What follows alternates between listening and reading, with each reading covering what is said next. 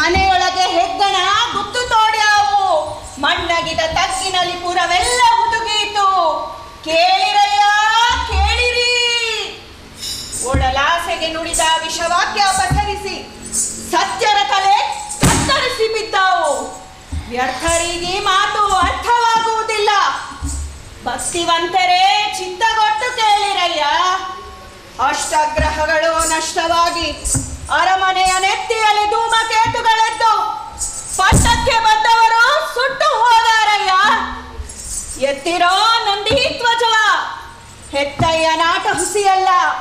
ಸಂಗನ ಬಸವನ ಸಿಂಗಾರದ ಕೊಂಬಿಗೆ ಸಿರಿಗಂಟೆ ಹುರಿಗೆಜ್ಜೆ, ಉರಿ ಚಮ್ಮಾಳಿಗೆಯ ಮೆಟ್ಟಿ, ಕಾಲು ಜಂಗಿನ ಕಾಲು ಪುಟ್ಟಿ ನಂದಿಧ್ವಜ ಬಾಣಲಾಡಿಸುತ್ತಿರಲು ಇತಿಹಾಸಕ್ಕೆ ಬರಿ ಬೂದಿ ಉಳಿದಾವು. ಕೇಳಿರಯ್ಯ ಕೇಳಿರಿ.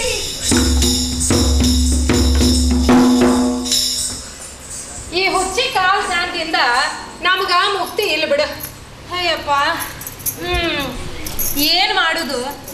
ಆಕಿ ಇರೋ ಸ್ಥಿತಿ ನೋಡಿದ್ರ ಕರಳು ಹರಿದು ಕೈಯಾಗ ಬಿದ್ದಂಗ ಆಕೈತಿ. ಆದ್ರ ನಾವೇನೂ ಮಾಡಕ್ಕಾಗಣಿಲ್ಲ. ಆಕಿ ಮಾತಾಡೋದು ಎಲ್ಲ ಕರೆ ಅನಿಸ್ತೈತಲ್ಲ. ಅಯ್ಯ ಬಿಡ ಹಿರಿಯ, ಒಮ್ಮೊಮ್ಮೆ ನಾ ಬಿಜಿಳಿನ ವೈರಿ ಆಗಿನಿ ಅಂತಳ. ಇದು ಕರೆನ ಏನ? ಅದೇನಿದೆಯೋ ಶಿವನೇ ಬಲ್ಲ. ಮಾಮನಿಗೂ ಬರ್ತಾಳ, ಆದ್ರ ಅಲ್ಲಿ ಕಾಲಜ್ಞಾನ ಹೇಳೋದಿಲ್ಲ. ಊರಾಗ ಒಂದು ದೀಪ ಇಲ್ಲ, ಸಣ್ಣ ಬೆಳಕಿಲ್ಲ. ಶಿವರಾತ್ರಿ ಕತ್ತಲಿ ಗೌ ಅಂತೈತಿ. ಇಂಥ ಕತ್ಲಾಗ ಯಾಕೆ ಅಡ್ಡಾಡ್ತೈತಿ ಅಂತೀನಿ ಮುದುಕಿ. ಅಲ್ಲ, ಸುಮ್ಮನೆ ಎಲ್ಲರ ಹೋಗಿ ಬಿದ್ಕೋಬಾರ್ದ? ನನ್ನ ಹಾಟ್ಯ ರಾಜ ಇಂಥ ಯಾರನ್ನ ಕೊಂದೋ ಅದು ಏನ್ ಕತಿಯೋ. ಅಯ್ಯೋ, ಮಾತಾಡ್ಬಾರ್ದೆ. ರಾಜರ ಮುಂದೆ ಅಡ್ಡಾಡ್ತಾರ, ಕೇಳಿಸ್ಕೊಂಡವರು. ಈ ಕಡೆ ನೋಡ ಮುದ್ಕ. ಯವ್ವ, ಆಕಾಶ ಎಷ್ಟು ಹಸನೈತಿ, ಮುತ್ತು ಸುರಿದಂಗ ಚಿಕ್ಕಿ ಮೂಡ್ಯಾವ. ನೋಡ್ಬಾರ್ದ? ಎಂದು ಆಕಾಶ ಕಂಡೇ ಇಲ್ಲ ಅಂಬಾರಂಗ ಅಳ್ತೀಯಲ್ಲೇ. ನೋಡ ಆ ಕಡೆಯಿಂದ ಒಂದು ಚಿಕ್ಕಿ ಅರಮನೆ ಮೇಲೆ ಮುರಿದು ಬಿತ್ತು. ನೀನ್ ನೋಡ್ಲಿಲ್ಲ ಬಿಡ. ರಾಜ ಬಟಕಂತೇನಿಲ್ಲ ಮತ್ತ ಚಿಕ್ಕಿ ಉರಿದ ಬೀಳ್ತೈತಂದ್ರೆ ಅದ ಅರ್ಥ ಹೌದಲ್ಲ? ಅಲ್ಲಿ ನೋಡ ಅಕ್ಕ, ಹರಳ ಇನ್ ಮನಿ ಮೇಲೆ ಎರಡು ಚಿಕ್ಕಿ ಕಾಣ್ತಾವಲ್ಲ, ಅವೆರಡು ಸಣ್ಣ ದೀಪದಂಗ ಕಾಣಿಸುದಿಲ್ಲ? ಹೌದಲ್ಲ? ಸಣ್ಣ ಮನಸ್ಸರಂಗ ಕೈ ಹಿಡ್ಕೊಂಡ ನಡ್ದಂಗ ಕಾಣ್ತಾವ. ಹೌದಲ್ಲ? ಆಕಾಶದಾಗ ಏನೋ ಹಾರಾಡ್ದಂಗ ಕಾಣ್ತೈತಿ, ತೇಟ್ ಮನುಷ್ಯಂಗ ಕಾಣ್ತಾವ. ಹರಳಯ್ಯ ಮಧುವರ ಸರ ಹಾಕಿ ಬರ್ಬೇಕಲ್ಲ ಮತ್ತ. ಹೆಂಗಂತೀಯನ? ಇವತ್ತು ಶಿವರಾತ್ರಿ ಅಮಾವಾಸ್ಯೆ ಐತಿ. ಸತ್ತವ್ರ ಆತ್ಮ ಮ್ಯಾಲ್ ಹೋಗುವಾಗ ಕುಣ್ಕೊಂತ ಹೊಕ್ಕವಂತ. ನಮಗೂ ಒಂದೊಂದು ಆತ್ಮ ಅಂತ ಇದ್ದಿದ್ರ ಎಷ್ಟು ಚಲೋ ಇರ್ತಿತ್ತಲ್ಲ. ಸತ್ ಮ್ಯಾಲ ನಮ್ಮ ಆತ್ಮನು ಕುಣ್ಕೊಂತ ಹೋಗಿದ್ದು ಹಿಂಗ. ಏ ಯವ್ವ, ಆತ್ಮ ಪರಮಾತ್ಮ ಎಲ್ಲ ಊಚ ಜಾತಿಯವರಿಗೆ, ನಮ್ಮಂತವ್ರಿಗೆ ಅಲ್ಲವೇ? ಮಹಾಮನ್ಯಾಗ ಶರಣರು ತಮ್ಮ ಆತ್ಮನ ಅಂಗೈಯಾಗಿ ಹಿಡ್ಕೊಂಡು ಕುಣಿಸಾಡ್ತಾರಂತ. ಹಿಂಗ ಗೊತ್ತಿರ್ಬೇಕಲ್ಲ ಮುದುಕಪ್ಪ. ಅಣ್ಣವರು ಎಲ್ಲರಿಗೂ ಒಂದೊಂದು ಆತ್ಮ ಕೊಡ್ತಾರಂತ. ಹೌದಾ? ಹಂಗೊಂದು ಪುಕ್ಕಟ್ಟೆ ಕೊಡ್ತಾರವ, ಅದಕ್ಕ ಲಿಂಗಪ್ಪ ಅಂತಾರ. ಪುಕ್ಕಟ್ಟ ಅಂದಿದ್ರ ನಮಗೂ ಹೇಳ್ತಾರ ಬರ್ದೇನ ಅಕ್ಕ? ನಾವು ಆತ್ಮನ ಹಿಂಗ ಕುಣಿಸಾಡ್ಕೊಂತ ಹೋಗೋದಿತ್ತು.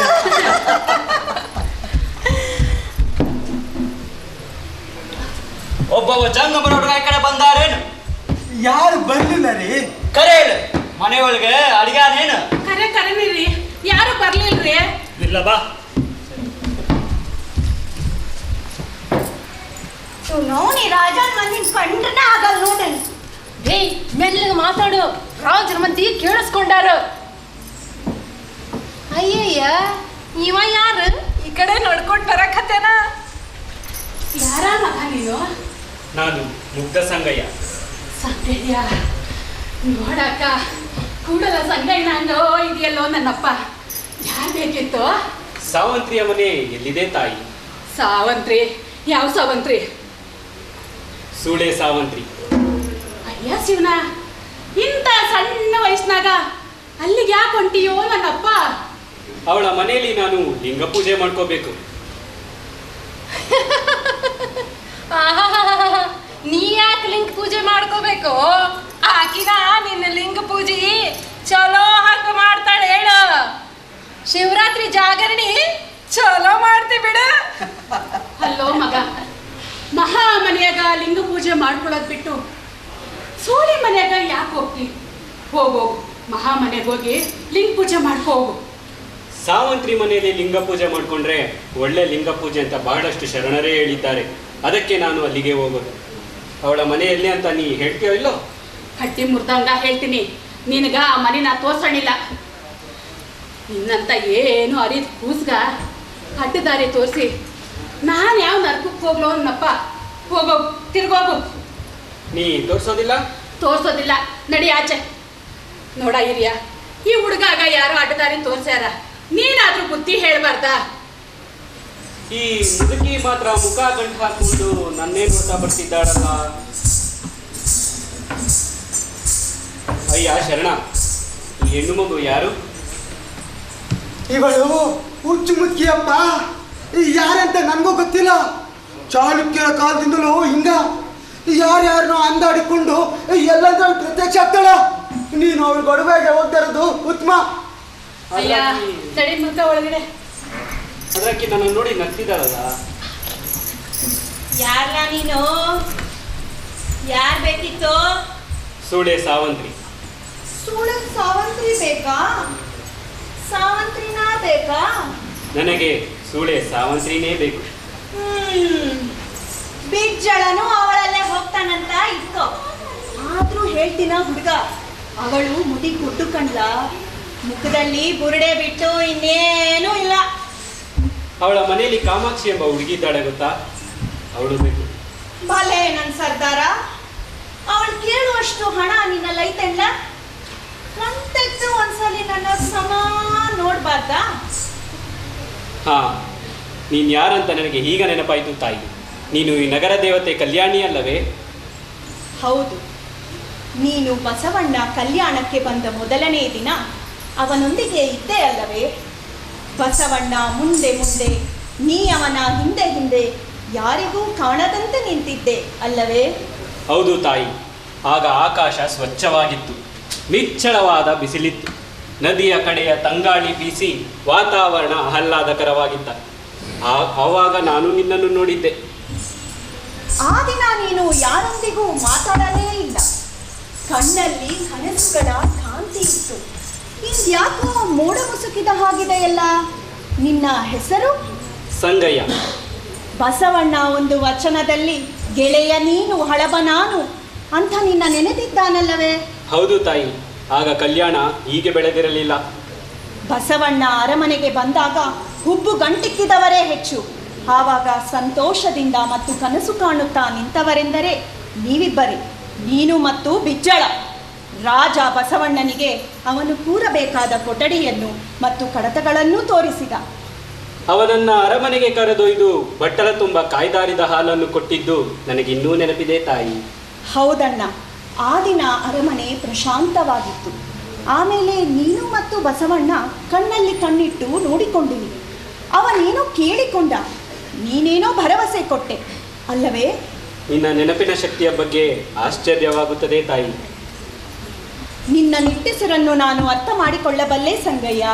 ಮರ್ತ್ಯದ ಹಲವಾರು ಸಂಬಂಧಗಳಲ್ಲಿ ನಿನ್ನೊಂದಿಗಿನ ಮೂಲ ಸಂಬಂಧವನ್ನು ಬಸವಣ್ಣ ಎಂದಿಗೂ ಮರೆಯಲೇ ಇಲ್ಲ. ಅರಮನೆಯ ಪಕ್ಕದಲ್ಲೇ ಮಹಾಮನೆಯನ್ನು ಕಟ್ಟಿದ. ಅರಮನೆ ಮಹಾಮನೆಯು ಅಕ್ಕಪಕ್ಕದಲ್ಲಿದ್ದರೂ ಅವೆರಡರ ಮುಖಗಳು ಬೇರೆ ಬೇರೆಯಾಗಿಯೇ ಚಾಚಿದ್ದವು. ಅರಮನೆಯಲ್ಲಿದ್ದವರಿಗೆ ಮಹಾಮನೆ ಕಾಣಲಿಲ್ಲ, ಮಹಾಮನೆಯಲ್ಲಿದ್ದವರಿಗೆ ಅರಮನೆ ಕಾಣಲಿಲ್ಲ. ಮಹಾಮನೆಗೆ ಶರಣರು ಬೇಕು, ಅವರಿಗೆ ಅರಮನೆಯ ಗುರುತಿಲ್ಲ. ಅರಮನೆಗೆ ಕೊಂಡೆಯರು ಬೇಕು, ಕೊಂಡೆಯರು ಚಾಡಿ ಹೇಳಿದರು. ಚಾಡಿಯ ಸಮರ್ಥನೆಗೆ ಸುಳ್ಳು ಹೇಳಿದರು, ಸುಳ್ಳನ್ನು ನಿಜ ಮಾಡಲು ಮೋಸ ಮಾಡಿದರು. ಇದರ ಪರಿಣಾಮವಾಗಿ ಶರಣರು ಕಣ್ಣನ್ನೇ ಕಳೆದುಕೊಳ್ಳಬೇಕಾಯಿತು. ಕಲ್ಯಾಣದ ಬದುಕು ಕಗ್ಗಂಟಾಗುತ್ತಿದ್ದಂತೆಯೇ ಬಸವಣ್ಣ ನಿನ್ನನ್ನು ತುಂಬ ಜ್ಞಾಪಿಸಿಕೊಂಡ. ನೀನು ಬರಲೇ ಇಲ್ಲ. ನಾನು ಹುಚ್ಚಿಯಾಗಿ ಬೀದಿ ಬೀದಿ ಅಲೆದರೂ ನನ್ನ ರಕ್ಷಣೆಗೆ ಯಾರೂ ಬರಲಿಲ್ಲ. ಎಲ್ಲ ಮುಗಿದ ಮೇಲೆ ಈಗ ಬಂದಿದ್ದೀಯಲ್ಲಪ್ಪ ಪರದೆ ಎಳೆಯುವುದಕ್ಕೆ. ನಾಟಕ ಮುಗಿಯಲೇಬೇಕಲ್ಲ ತಾಯಿ. ನಾಟಕದ ನಾಂದಿಗೆ ಆವಾಹಿತನಾಗಿ ನಾನು ಬಂದಿದ್ದೆ. ಈಗ ವಿಸರ್ಜನೆಗೆ ಅಥವಾ ಭರತವಾಕ್ಯಕ್ಕೆ ಬಂದಿದ್ದೇನೆ. ಆವಾಹಿತನಾದವನೇ ವಿಸರ್ಜನೆಗೊಳ್ಳಬೇಕಾದ್ದರಿಂದ ನಾನು ಬರಲೇಬೇಕಾಯಿತು ತಾಯಿ. ಭರತವಾಕ್ಯ ಮುಗಿಸಿಕೊಂಡು ನೀನೇನೋ ಆಟ ಕತ್ತುಕೊಂಡು ಹೋಗ್ತೀಯ. ಮುಂದೆ ನನ್ನ ಕಥೆ ಏನು? ಭರತವಾಕ್ಯವನ್ನ ನಿನ್ನ ಸನ್ನಿಧಿಯಲ್ಲೇ ಸಾರುತ್ತೇನೆ. ನೀನಾದರೂ ಸೂಳೆ ಸಾವಂತ್ರಿಯ ಮನೆ ತೋರಿಸುವೆಯಾ? ನಿನಗೆಲ್ಲೋ ಹುಚ್ಚು. ಕಂಡೆಯ ಕಲ್ಯಾಣವ? ಇಂದು ಶಿವರಾತ್ರಿ. ಬೆಳಕಿಲ್ಲ ದೇವಾಲಯಗಳಲ್ಲಿ, ಕತ್ತಲಲ್ಲಿ ಅಡಗಿಕೊಂಡಿದ್ದಾವೆ ದೇವರುಗಳೆಲ್ಲ ರಾಜನಿಗೆ ಹೆದರಿ. ಇನ್ನಿವನಿಗೆ ಸಾವಂತ್ರಿಯ ಮನೆ ತೋರಿಸಬೇಕಂತೆ. ಆ ಕೆಲಸ ನನ್ನಿಂದಾಗದಪ್ಪ.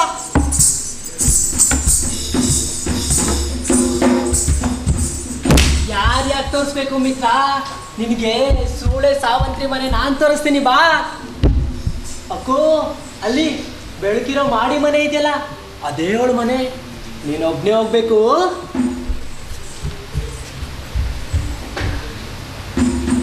ಇನ್ನೊಬ್ಬವ ಎಲ್ಲೋದ್ನಪ್ಪ ಸಂಗಯ್ಯ. ಮನೆಯಂತ ಮನೆಯೆಲ್ಲ ಹೊಲಸ್ ನಾರಕತ್ತೈತಿ. ಈಗ ಇಲ್ಲಿದೆ ನೋಡಿ ಯಾಕಣ ನಾರಕೈತೆ. ಇದ್ಯಾರ್ದು ತಮ್ಮ? ನಿಂದೇನಾ? ನಂದು. ತಗೋ ಮರಯ್ಯ, ಕೊತ್ವಾರ ಬಿಸಾಕಣಂತಿದ್ದೆ. ಸದ್ಯ ನೀನೇ ಬಂದಲ್ಲ, ತಗೊಂಡೋಗು. ಇದ್ರ ಕಿಮ್ಮತ್ ಎಷ್ಟಂತ ಗೊತ್ತೈತೇನಾ ನಿನ್ಗ? ಎಷ್ಟಾದ್ರೂ ಇರ್ಲೋ ಯಪ್ಪ, ಅದು ನಮಗ್ ಬೇಡ. ಅದನ್ನೇನು ನಾವು ಕಾಯಕ ಮಾಡಿ ಗಳಿಸಿಲ್ಲ. ಅದ್ರ ಖರ್ಚು ನಮ್ಗಿಲ್ಲ. ನೀನ್ ತಗೊಂಡೋಗ್ ಮುದುಕ ನಡಿ.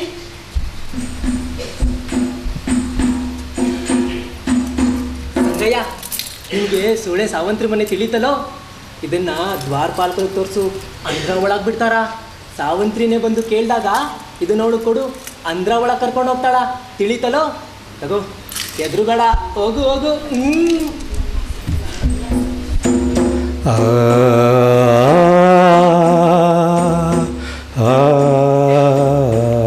ಶಿವ, ಏನೆಲ್ಲ ನಡ್ದೈತಲ್ಲೋ ನಮ್ ಕೇರಿ ಒಳಗ. ದೇವ್ರು, ತಿಂಡ್ರು, ಹುಚ್ಚರು, ರಾಜ್ಭಟ್ರು, ಮಂತ್ರಿಗಳು, ಕಳ್ಳರು ಎಲ್ರೂ ಇಲ್ಲೇ ಬರಕತ್ತಾರಲ್ಲೋ ಶಿವನೇ. ಇನ್ನು ಏನೇನ್ ನಡೀತದೋ ಏನೋ ಈ ರಾತ್ರಿ.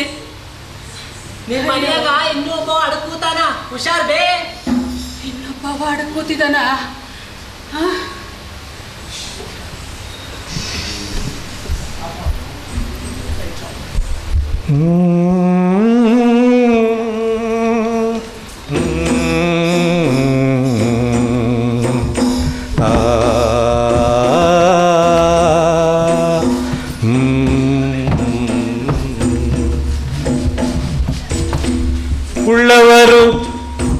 ಉಳ್ಳವರು ಶಿವಾಲಯ ಮಾಡಿಹರು, ನಾನೇನ ಮಾಡಲಯ್ಯ ಬಡವನು.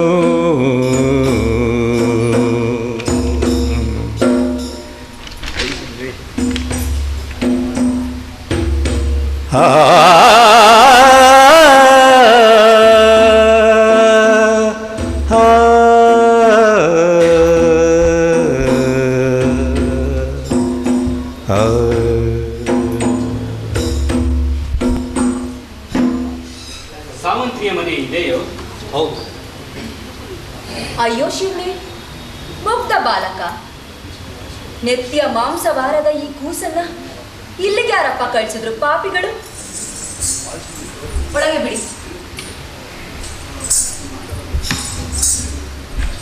ಯಾರು ನೀವು? ನಾನು ಮುಗ್ಧ ಸಂಗಯ್ಯ. ಸೂಳೆಯ ಸಾವಂತ್ರಿ ನೀನೇ ಅಲ್ಲವೇ?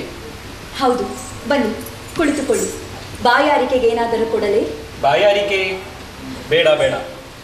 ನೀನು ವೃದ್ಧೆಯಾಗಿರುವೆಯಲ್ಲ. ನನ್ನನ್ನು ಇಲ್ಲಿಗೆ ಕಳಿಸಿದವರು ನೀನು ವೃದ್ಧೆ ಅಂತ ಹೇಳಿರಲಿಲ್ಲ. ಹಾಂ, ಈಗ ನೆನಪಾಯಿತು.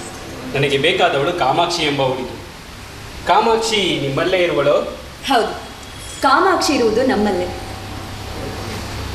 ಹಾಗೆ ಅವಳ ಬೆಲೆಯೂ ಕೂಡ ಭಾರಿ ದುಬಾರಿ. ನನಗೆ ಬೇಕಾದವಳು ಕಾಮಾಕ್ಷಿ ಮಾತ್ರ. ಅವಳು ರಾಜರಿಗಾಗಿ ಕಾಯುತ್ತಿದ್ದಾಳೆ. ಏನು ನೀನು ಹೇಳುವುದು? ನಾನು ಬಂದಿದ್ದೇ ಕಾಮಾಕ್ಷಿಗಾಗಿ. ಅವಳಿಗೆ ಮಹಾರಾಜ ಕೊಡೋ ಬೆಲೆಯನ್ನು ನಾನೇ ಕೊಟ್ಟರೆ ಸಾಲದು. ಇಕ್ಕೋ, ಈ ಸರ ತೆಗೆದುಕೋ. ಮಹಾರಾಜ ಕೊಡೋ ಬೆಲೆಗಿಂತ ಇದು ಹೆಚ್ಚಾಗಿದೆಯೋ ಇಲ್ಲವೋ ಹೇಳು. ಕಾಮಾಕ್ಷಿ,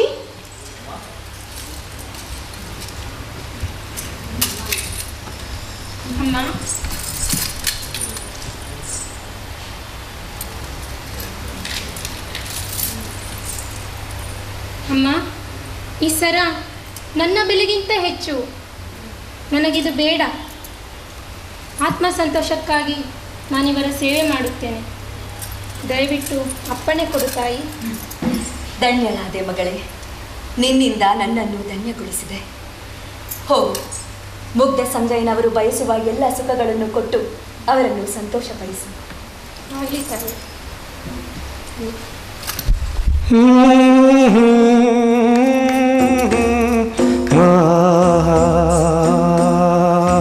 ಇದರಲ್ಲೇನೋ ಮೋಸ ಒಳಗಿರುವಂತಿದೆಯಲ್ಲ. ಇಷ್ಟೊಂದು ದುಬಾರಿ ಸರ ಮುಗ್ಧ ಸಂಗಯ್ಯನವರ ಕೈಗೆ ಹೇಗೆ ಬಂತು? ಈ ವಿಚಾರ ಅಣ್ಣನವರಿಗೆ ತಿಳಿದಿದೆಯೋ ಇಲ್ಲವೋ? ಒಂದು ವೇಳೆ ಅಣ್ಣನವರೇ ಇದನ್ನು ಕೊಟ್ಟು ಕಳಿಸಿರಬಹುದೇ?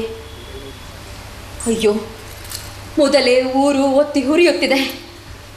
ಅಂಥದರಲ್ಲಿ ಅಯ್ಯೋ ಶಿವನೇ,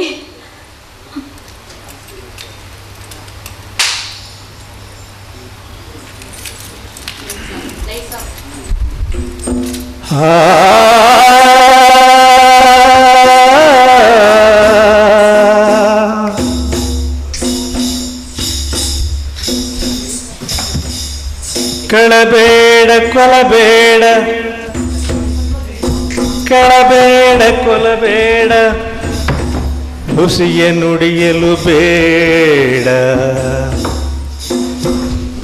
ಮುನಿಯಬೇಡ, ಅನ್ಯರಿಗೆ ಅಸಹ್ಯ ಪಡಬೇಡ, ತನ್ನ ಬಣ್ಣಿಸಬೇಡ,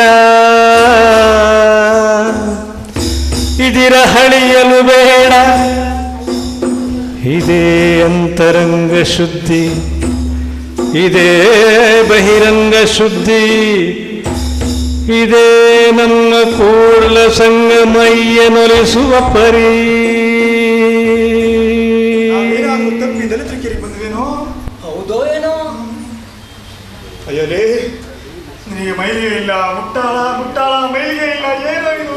ಅಪ್ಪ, ಮೊದಲು ರಾಜ್ಭಟ್ರಿಂದ ಪಾರಾಗುದು ನೋಡು, ಆಮೇಲೆ ಮನೆ ಹೋಗಿ ಸ್ನಾನ ಮಾಡೋದಾಯ್ತು. ಅಯ್ಯೋ ಅಯ್ಯೋ ಅಯ್ಯೋ, ಚಾಂಡಾಲ ಚಾಂಡಾಲ, ಎಂಥ ಮಗ ಹುಟ್ಟಿಯೋ ನನ್ನ ಮನೆತನದಲ್ಲಿ. ನಿನ್ನ ನಾನು ಎಷ್ಟು ಬೈರು ಕೋಪ ಮಾಡ್ಕೋದಿಲ್ಲ. ಹಂಗಾರ ಬೈಬೇಡ, ಸುಮ್ಮನಿರು. ನೀನು ಮಾಡಿರೋ ಹಲ್ಕ ಕೆಲಸಕ್ಕೆ ಬೈಲಾಡ ಇನ್ನೇನು ಮಾಡ್ಲಪ್ಪ? ಹಂಗಾರ ಬೈ.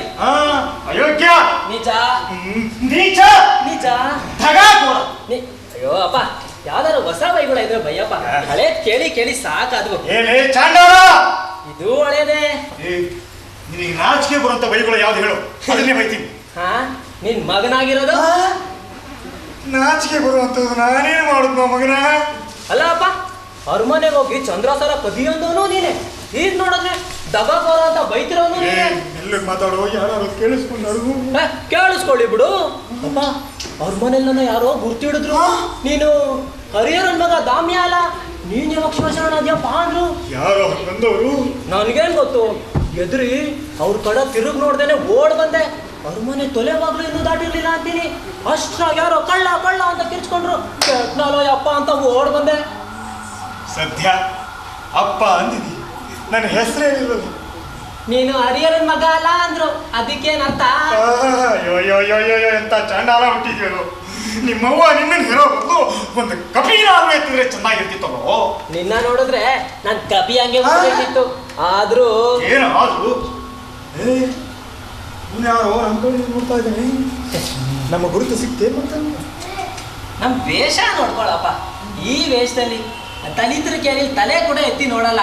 ನಮ್ಮನ್ನ ಯಾರು ಗುರ್ತಿಡಿತಾರೆ ಅಲ್ಲ? ನೋಡ್ಬಿಡುವ ನಿಂದ್ರು. ಶರಣ್ರಿ, ಶರಣ್ರಿ ಐನರ, ಶರಣ ಬಾ ಶರಣ. ಬಸವ ಬಸವ, ಏನ್ ಶಕೆ ಏನ್ ಶಕೆ? ನೀವು ಶರಣರಾಗಿ 3 ತಾಸಾಗಿರ್ಬೇಕಲ್ಲ. ನಾವು ಶರಣರಾದವರಲ್ಲಪ್ಪ, ಹುಟ್ಟ ಶರಣರು. ಅಂದಾಗೆ ನಾವು 3 ತಾಸಿನ ಶರಣರು ಅಂತ ನಿಮಗೆ ಹೇಗೆ ಅನಿಸ್ತು? ಕಳ್ಳನ್ ಗುರ್ತು ಕಳ್ಳನ ಚಿಗಾಣಿಲ್ಲೇನ್ರಿ? ಛೇ ಛೇ ಛೇ ಛೇ ಛೇ, ನಾವು ಕಳ್ರಲ್ರಿ, ಇತ್ತೀಚೆಗಷ್ಟ ದೀಕ್ಷಾ ತಗೊಂಡಿವಿ. ಅಂದ್ರ ನೀವು ಕಳ್ರ ಎಂದಂಗಾಯ್ತು. ನನ್ನ ಹೆಸರ ಕಳ್ಚಿಕಯ್ಯ ಅಂತೀನಿ. ನಾವು ಕರೆನ ಶರಣರು ಅಂತೀನಿ. ನೋಡ್ರಿ ಐನೋರ, ಒಂದು ಸುಳ್ಳು ಮುಚ್ಚೋದಕ್ಕ ಒಂದಾ ಸುಳ್ಳು ಹೇಳ್ಬೇಕ್ರಿ. ನೀವು ಒಂದು ಸುಳ್ಳು ಮುಚ್ಚೋದಕ್ಕ 10 ಸುಳ್ಳು ಹೇಳಿದ್ರ ಅವು ಮುಚ್ಚೋದ್ರ ಬಲ್ಲ ಅವ ತರ್ಕತಾವ್ರಿ. ಅಷ್ಟೇ ಬೇಗನೆ ನೀವು ದಿವಾಳಿ ತೆಗಿತೀರಿ ನೋಡ್ರಿ. ಯಾರಯ್ಯ ನನ್ನನ್ನೇ ಸುಳ್ಳಾನು ನೀನು ಯಾರಯ್ಯ? ಹೇಳದ್ನಲ್ಲ, ಶಿವಶರಣ ಕಳ್ಳು ಚಿಕ್ಕಯ್ಯ. ಮಗ ಬೇವುಗಾರರು ಬರೋ ಹೊತ್ತು ನೋಡ್ಕೊಂಡು ಮಾತಾಡ್ರಿ. ಏನಾರು ಎಡವಟ್ಟಾದ್ರ ನಿಮ್ಗೆ ಅವರಾಸೈ ಅವ್ರಿಗೆ ನೀವಾಸೈ. ಕ್ಷಮಿಸ್ಬೇಕು, ವಯಸ್ಸಾಯ್ತು ನೋಡಿ, ನಾಲ್ಗೆ ಸ್ವಲ್ಪ ತಡವರಿಸ್ತದೆ. ಅಂದಾಗೆ ತಮ್ಮ ಪರಿಚಯ ಮಾಡಿಕೊಟ್ರೆ. ಹಾ, ನಾನು ಶಿವಶರಣ ಕಳ್ಳ ಚಿಕ್ಕಯ್ಯ. ಕಳ್ಳನಿದ್ದವ ಶಿವಶರಣ ಹೆಂಗಂತ ಕೇಳ್ರಲ್ಲ. ಕಳ್ಳಿದ್ದವ ನೀ ಹೆಂಗ ಶಿವಶರಣ ಅದಿ? ಶಿವಶರಣ ಕಳ್ಳ ಚಿಕ್ಕಯ್ಯ. ನಾನು ಕಳ್ಳ ಚಿಕ್ಕಯ್ಯ, ಕಾಶ್ಮೀರದವ. ಬಸವಣ್ಣನವ್ರನ್ನ ಕೊಲೆ ಮಾಡಬೇಕು ಅಂತ ಅಷ್ಟು ದೂರದಿಂದ ಬಂದೆ. ಅಣ್ಣನವ್ರು ಎದುರು ಬಂದಾಗ ಸಮಯ ಸಂದರ್ಭ ನೋಡಿ ಕೊಲ್ಲಬೇಕಂತ ಕತ್ತಗೊಂದು ಕಲ್ಲು ಕಟ್ಕೊಂಡು ಮಹಾಮನೇಲಿ ಊಟಕ್ಕೆ ಅಂತ ಕುಂತೆ. ಅವರ ಪದ್ಧತಿಯ ಪ್ರಕಾರ ಊಟಕ್ಕೆ ಮುಂಚೆ ಎಲ್ಲರೂ ಲಿಂಗ ಪೂಜೆ ಮಾಡಬೇಕು. ನಾನು ನನ್ನ ಕತ್ತಾಗಿನ ಕಲ್ಲು ತೆಗೆದು ಪೂಜೆ ಮಾಡ್ಬೇಕಿತ್ರಿ. ಇಲ್ಲ, ಪಂಕ್ತಿಯಿಂದ ಹೊರಗೆ ಹೋಗ್ಬೇಕಿತ್ತು. ನನಗೋ ಪಂಕ್ತಿಯಿಂದ ಹೊರಗೆ ಹೋಗಂಗಿಲ್ಲ. ಏನೋ ಮೊಂಡ ಧೈರ್ಯ ಮಾಡಿ ನಾನು ನನ್ನ ಕತ್ತಾಗಿನ ಕಲ್ಲು ತೆಗೆದು ಅಂಗೈಯಾಗಿ ಇಟ್ಕೊಂಡೆ. ನೋಡ್ರಿ, ಒಕ್ಕ ಪಕ್ಕ ಕುಂತಿದ್ದ ಶರಣರೆಲ್ಲ ಎದ್ದು ಗಲಾಟೆ ಎಬ್ಸೋದೆ. ನಾನು ಅಲ್ಲಿಂದ ಪಾರಾಗೋದೆ ಹೆಂಗೆ ಅಂತ ಗೊತ್ತಾಗ್ದಂಗೆ ಆಗೋಯ್ತು.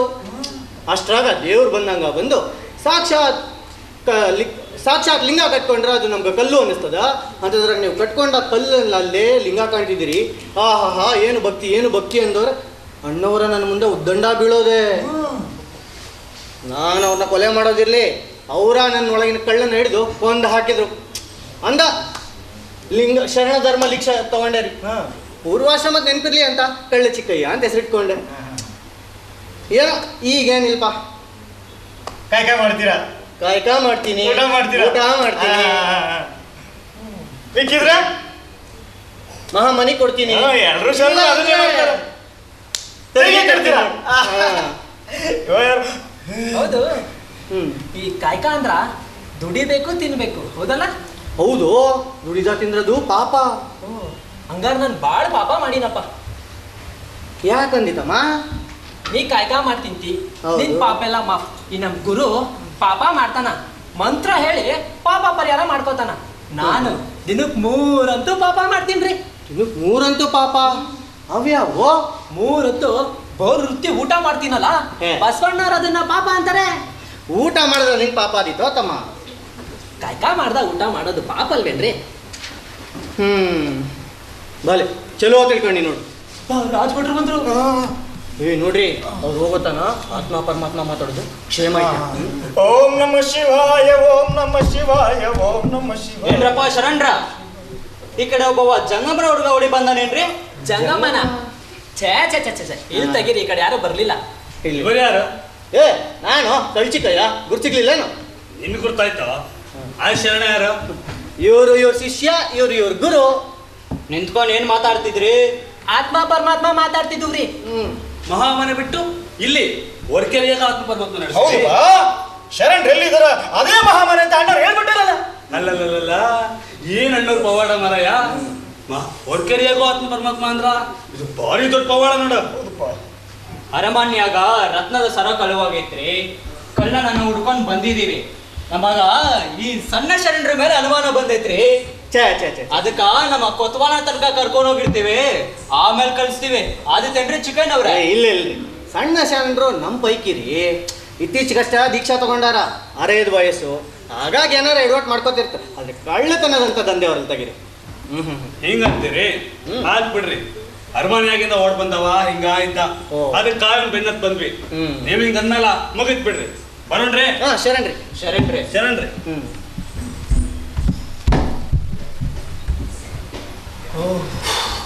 ಚಿಕ್ಕಯ್ಯನವರ, ನಿಮ್ಮ ಉಪಕಾರ ಭಾಳ ಆಯ್ತು ನೋಡ್ರಿ. ಈಗ ನಿಮ್ಮಂತ ಒಬ್ಬ ಸತ್ಯವಂತನ ಮುಂದ ನಾ ಸತ್ಯ ಹೇಳಕಾಬೇಕು. ನೀನ್ ಸುಮ್ನಿದ್ರ ಬರೋಬ್ಬರಿ, ಇಲ್ಲಾಂದ್ರೆ ಮೊದ್ಲ ನೀವು ಚಿಕ್ಕಯ್ಯನವರ, ನಕಲಿ ಜಂಗಮನ ವೇಷ ಧರಿಸಿ ಅರಮನೆಯಲ್ಲಿ ರಥಸಾರ ಕದ್ದೋನು ನಾನೇ ರೀ. ಕಾಶವನ ಮನೆಯಲ್ಲಿ ಅಡ್ಗಿ ಕೂತವನು ನಾನೇ. ಮುಕ್ತ ಸಂಗಯ್ಯನಿಗೆ ಸರ ಕೊಟ್ಟು ಸೂಳೆ ಸಾವಂತ್ರಿ ಮನೆ ಕಳಿಸ್ತವನು ನಾನೇ. ಈಗ ಅದೇನ್ ಮಾಡ್ಕೋತೀಯೋ ಮಾಡ್ಕೋವಾಗ. ಮುಟ್ಟಾಳ ಮುಟ್ಟಾಳ ಕೈಯಾಗಿದ್ದ ಲಕ್ಷ್ಮಿ ಕಳ್ಕೊಂಡ ಹಾಗು. ಚಿಕ್ಕಯ್ಯನವರ ಈಗ ಮನ್ಸು ಹಗುರ ಆಯ್ತು ನೋಡ್ರಿ. ಈಗ ಸ್ವಲ್ಪ ಅಂತರಂಗ ಮಾತಾಡೋಣ. ನೀವು ಏನ್ ಕಾಯಕ ಮಾಡ್ಕೊಂಡಿರೋದು? ನಾನು ಕೂಲಿ. ಕಳ್ಳನಾಗಿದ್ದಾಗ ಏನ್ ಮಾಡ್ಕೊಂಡಿದ್ರಿ ಅಂತ ಕೇಳಿದೆ, ಅದನ್ನ ಸ್ವಲ್ಪ ಕತಿ ಮಾಡಿ ಹೇಳ್ರಲ್ಲ. ಕತಿನೇ ಬ್ಯಾರೇನೋ ತಮ್ಮ. ನಾನು ಕಳ್ಳನಾಗಿದ್ದಾಗ ನನ್ನ ಕೈ ಕೆಳಗ 35 ಜನ ಕಳ್ಳರಿದ್ರಪ್ಪ. ಅವ್ರಿಗೆಲ್ಲ ನಾನೇ ಉಸ್ತಾದ. ಕಾಡಿನಾಗ ನನ್ನೊಂದು ದೊಡ್ಡ ಗವಿ ಅರಮನೆಯನ್ನು ಇತ್ತು. ಒಂದು ದಿವಸ ಆ ಕೇರಿಯ ರಾಜ ದೊಡ್ಡ ಸೈನ್ಯ ತಂದು ಹೆಂಗೋ ಮಾಡಿ ನನ್ನನ್ನು ಬಂಧಿಸಿದ. ಹೇಳ್ದ, ಚಾಲುಕ್ಯರ ಕಲ್ಯಾಣದಲ್ಲಿ ಬಸವಣ್ಣನೆಂಬ ಮಂತ್ರಿ ಇದ್ದಾನೆ, ಅವನನ್ನು ಕೊಂದು ಬಂದ್ರೆ ನಿನಗೆ ಅರ್ಧ ರಾಜ್ಯ ಕೊಡ್ತೀನಿ ಅಂದ. ಅವನ ಮಾತಿನಂತೆ ನಾನು ಕೊಲೆ ಮಾಡಿ ಹೋಗಿದ್ರೆ ನಾನು ರಾಜ ಆಗಿರ್ತಿದ್ದೆ. ಆದ್ರೆ ಕರೆ ಹೇಳ್ತೀನಿ ತಮ್ಮ, ಈಗಿರುವಂತ ತೃಪ್ತಿ ನನಗಾಗ ಸಿಕ್ತಿರ್ಲಿಲ್ಲ ನೋಡು. ಈಗ ನೆಮ್ಮದಿಯಾಗಿದ್ದೀನಿ. ಆದ್ರೆ ನೀ ತಿಳ್ಕೊಂಡಂಗೆ ನಾ ಪುಣ್ಯವಂತನೇ ನನ್ನ ತಗಿ. ಹಂಗಾರ ರಾಜು ಭಟ್ರ ಮುಂದೆ ನಾನು ಸಾಚ ಅಂತೇಳಿ ಯಾಕೆ ನನ್ನ ಬಚಾವ್ ಮಾಡಿದ್ರಿ? ಯಾಕಂದ್ರೆ ಗೊತ್ತಾತ್ ನೋಡು, ನೀನು ಕಳ್ಳ ಅಲ್ಲ ಅಂತ. ಆದ್ರೆ ನಿನ್ ಜೋಡಿ ಒಬ್ಬ ಮುದ್ಕ ಇದ್ದಾನಲ್ಲ, ಅವ ಬರೀ ಕಳ್ಳ ಅದ ನೋಡು. ಅವನೊಳಗೆ ಯಾವಾಗ್ಲೂ ಒಬ್ಬ ಕಳ್ಳ ಕೆಲಸ ಮಾಡ್ತಾನೆ ಇರ್ತಾನ. ಆದ್ರೆ ನೀನ್ ಹಂಗಲ್ ತಗಿ, ನಿನ್ನೊಳಗೊಬ್ಬ ಮುಗ್ಧ ಸಂಘ ಏನಂತವ ಆಯ್ತ. ಅದನ್ನ ನೋಡಿ ಅವ್ರಿಗೂ ಹೇಳ್ದೆ, ನಿನ್ನ ದೈವ ಅವ್ರ ನಂಬಿ ಬಿಟ್ಟು ಹೋದ್ರು. ಹಂಗ ಇನ್ನೊಂದು ಕೆಲಸ ಮಾಡು, ಸೀದಾ ಹೋಗಿ ಬಸವಣ್ಣನವ್ರ ಹತ್ರ ಏನೇನು ನಡೀತು ಎಲ್ಲ ಹೇಳ್ಬಿಡು. ಆಗಂಗಿಲ್ಲ ಅಂದ್ರೆ ಕುತ್ವಲ್ಲ ಅವನ ಹತ್ರ ಹೋಗಿ ಎಲ್ಲ ನಿಜ ಒಪ್ಕೋ. ನೀನು ಪಾರಾಗ್ತಿ, ನ್ಯಾಯ ನಿರ್ಣಯಕ್ಕೂ ಅನುಕೂಲ. ಏನಂತಿ? ಹಂಗ ಮಾಡ್ತೀನಿ. ಅಲ್ಲಿ ನೋಡಲ್ಲಿ ಸುಳೆ ಸಾವಂತ್ರಿ ಮನೆಗೆ ಯಾರೋ ಹೊಂಟಾರ ನೋಡಲ್ಲಿ.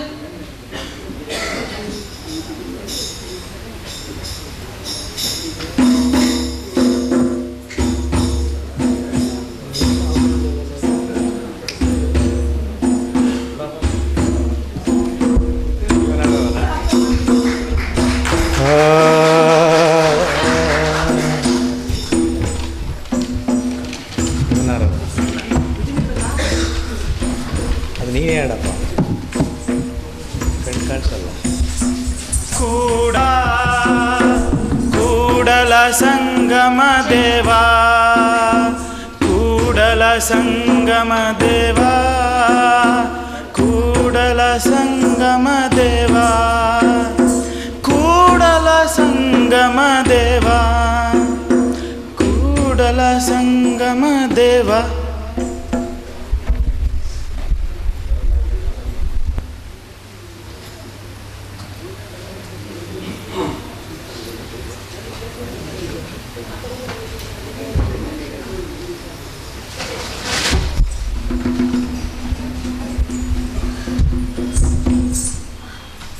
ಬರ್ರಿ ಪ್ರಭು. ಈ ದಿನದ ಬೇರೆ ವೇಷದಲ್ಲೂ ಇಷ್ಟು ಬೇಗ ನನ್ನನ್ನು ಗುರುತು ಹಿಡಿದೆಯಲ್ಲ. ವೇಷಾಂತರದಲ್ಲಿ ಬಂದರೂ ಸಿಂಹ ಸಿಂಹವಲ್ಲದೆ ಬೇರೇನಾಗಲು ಸಾಧ್ಯ? ಹಾಗಿದ್ದರೆ ದಾರಿಯಲ್ಲಿ ನಾನು ಬರುವಾಗ ಅನೇಕರು ನನ್ನನ್ನು ನೋಡುತ್ತಿದ್ದರು. ಅವರೆಲ್ಲರಿಗೂ ನನ್ನ ಗುರುತು ಸಿಕ್ಕಂತೆಯೇ ನೀನು ಹೇಳುವುದು? ಆದರೆ ಅವರ್ಯಾರು ತಮಗೆ ನಮಸ್ಕರಿಸಲಿಲ್ಲ ಅಲ್ಲವೇ? ಅದೊಂದು ಬಾಕಿ ಇತ್ತು. ಆದರೆ ಅವರ್ಯಾರು ಅಪರಿಚಿತರ ಬಗೆಗಿನ ನಿರ್ಲಕ್ಷ್ಯವನ್ನು ತೋರಲಿಲ್ಲ. ನಾನು ವೇಷಾಂತರದಲ್ಲಿ ಬಂದದ್ದನ್ನು ನೀನು ಸುಲಭವಾಗಿ ಸುಳಿದು ಬಿಟ್ಟೆಯಲ್ಲ. ನಾನು ವೇಷಾಂತರದಲ್ಲಿ ಬರುವುದನ್ನು ನಿನ್ನ ವಾರಗಿತ್ತಿಯರ ಜೊತೆ ಕೊಚ್ಚಿಕೊಳ್ಳುತ್ತೀಯೋ? ಅಯ್ಯೋ, ಮನೆಗೆ ಬರುವ ಗಿರಾಕಿಗಳ ಬಗ್ಗೆ ಬೇರೆಯವರಿಗೆ ಹೇಳುವುದುಂಟೆ? ಇಲ್ಲ ಸ್ವಾಮಿ, ಬೊಗಳುತ್ತವಾದರಿಂದ ಗಿರಾಕಿಗೆ ಅನಾನುಕೂಲವಾದೀತೆಂದು ನಾವು ನಾಯಿಯನ್ನು ಸಾಕಿಲ್ಲ. ಇರಬಹುದೇನು, ಆದರೆ ಕಾಮಾಕ್ಷಿಗೆ ಇನ್ನು ಗುಟ್ಟು ಗೊತ್ತೇ ಆಗಿಲ್ಲ ನೋಡು. ಏಕೆಂದರೆ ಅವಳು ನನ್ನ ಸ್ವಾಗತಕ್ಕೆ ಬರಲೇ ಇಲ್ಲ. ಪ್ರಭು, ಇಂದು ಕಾಮಾಕ್ಷಿ ಬರುವುದಿಲ್ಲ. ಏಕೆ? ಅವಳು ಬೇರೊಬ್ಬರ ಸೇವೆಯಲ್ಲಿದ್ದಾಳೆ. ಏನೆಂದು ಏ ದುಷ್ಟರಂಡೆ, ಬಿಚ್ಚಳನ ವಾರಾಂಗನೆ ಮತ್ತೊಬ್ಬನ ವಿಠಲ ಸೇವೆಯಲ್ಲಿರುವಳು. ಕೋಪ ಮಾಡ್ಕೋಬೇಡ್ರಿ ಪ್ರಭು. ವಿಚಾರ ನಾರಿಯರಾದ ನಾವು ಸೇವೆ ಬಯಸಿ ಬಂದ ಎಲ್ಲರನ್ನೂ ಸಮಾನವಾಗಿ ಕಾಣುವುದು ನಮ್ಮ ವೃತ್ತಿ ಧರ್ಮ. ನೀವು ಕೊಟ್ಟ ಬೆಲೆಯನ್ನೇ ಅವರು ಕೊಟ್ಟದ್ದರಿಂದ ನಮಗೆ ಬೇಡವೆನ್ನುವ ಮನಸ್ಸಾಗಲಿಲ್ಲ. ಓಹೋ, ಧರ್ಮ ಜಿಜ್ಞಾಸೆ ವೇಶ್ಯವಾಟಿಕೆವರೆಗೂ ಬಂದಿತು. ಧನ್ಯ ಬಸವ, ಧನ್ಯ. ವಾರಾಂಗಿನಿಯವರಿಗೆ ಮಹಾರಾಜರನ್ನು ಕಂಡು ನಗುವಷ್ಟು ಕೊಬ್ಬು ಬಂತು. ನಿಮ್ಮ ಕೋಪ ನೋಡಿ ನಗು ಬಂತು ಪ್ರಭು. ಮಂಗಳ ವೇಳೆಯಲ್ಲಿ ತಾರುಣ್ಯದ ದಿನಗಳಲ್ಲಿ ನಿಮ್ಮ ಸಖಿಯಾಗಿದ್ದವಳು ನಾನು.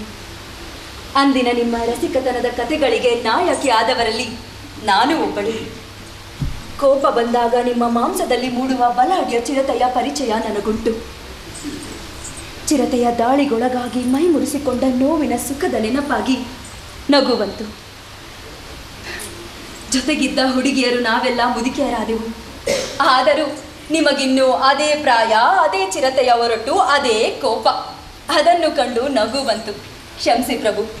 ಆಯ್ತು ಮಾರಾಯ್ತು, ನಿನ್ನ ಮುಖಸ್ತುತಿ ಮೆಚ್ಚಿ ಸಿಟ್ಟು ಬಿಟ್ಟೆ. ಈಗ ಹೇಳು, ಕಾಮಾಕ್ಷಿಯ ಜೊತೆಗಿದ್ದವನು, ಶ್ರೀಮಂತಿಕೆಯಲ್ಲಿ ನನ್ನ ಜೊತೆಯೇ ಸ್ಪರ್ಧಿಸಿದವನು ಯಾರವನು? ಇರಿ ಅಯ್ಯ, ನಾನು ಪಾದರಕ್ಷೆ ಕೆಳಗೆ ಇಟ್ಟನಲ್ಲ, ಅದನ್ನು ತೆಗೆದುಕೊಂಡು ಬಾ. ಅದಿರಲಿ, ಮೊದಲು ಅವನು ಯಾರೆಂದು ನಾನು ನೋಡುತ್ತೇನೆ.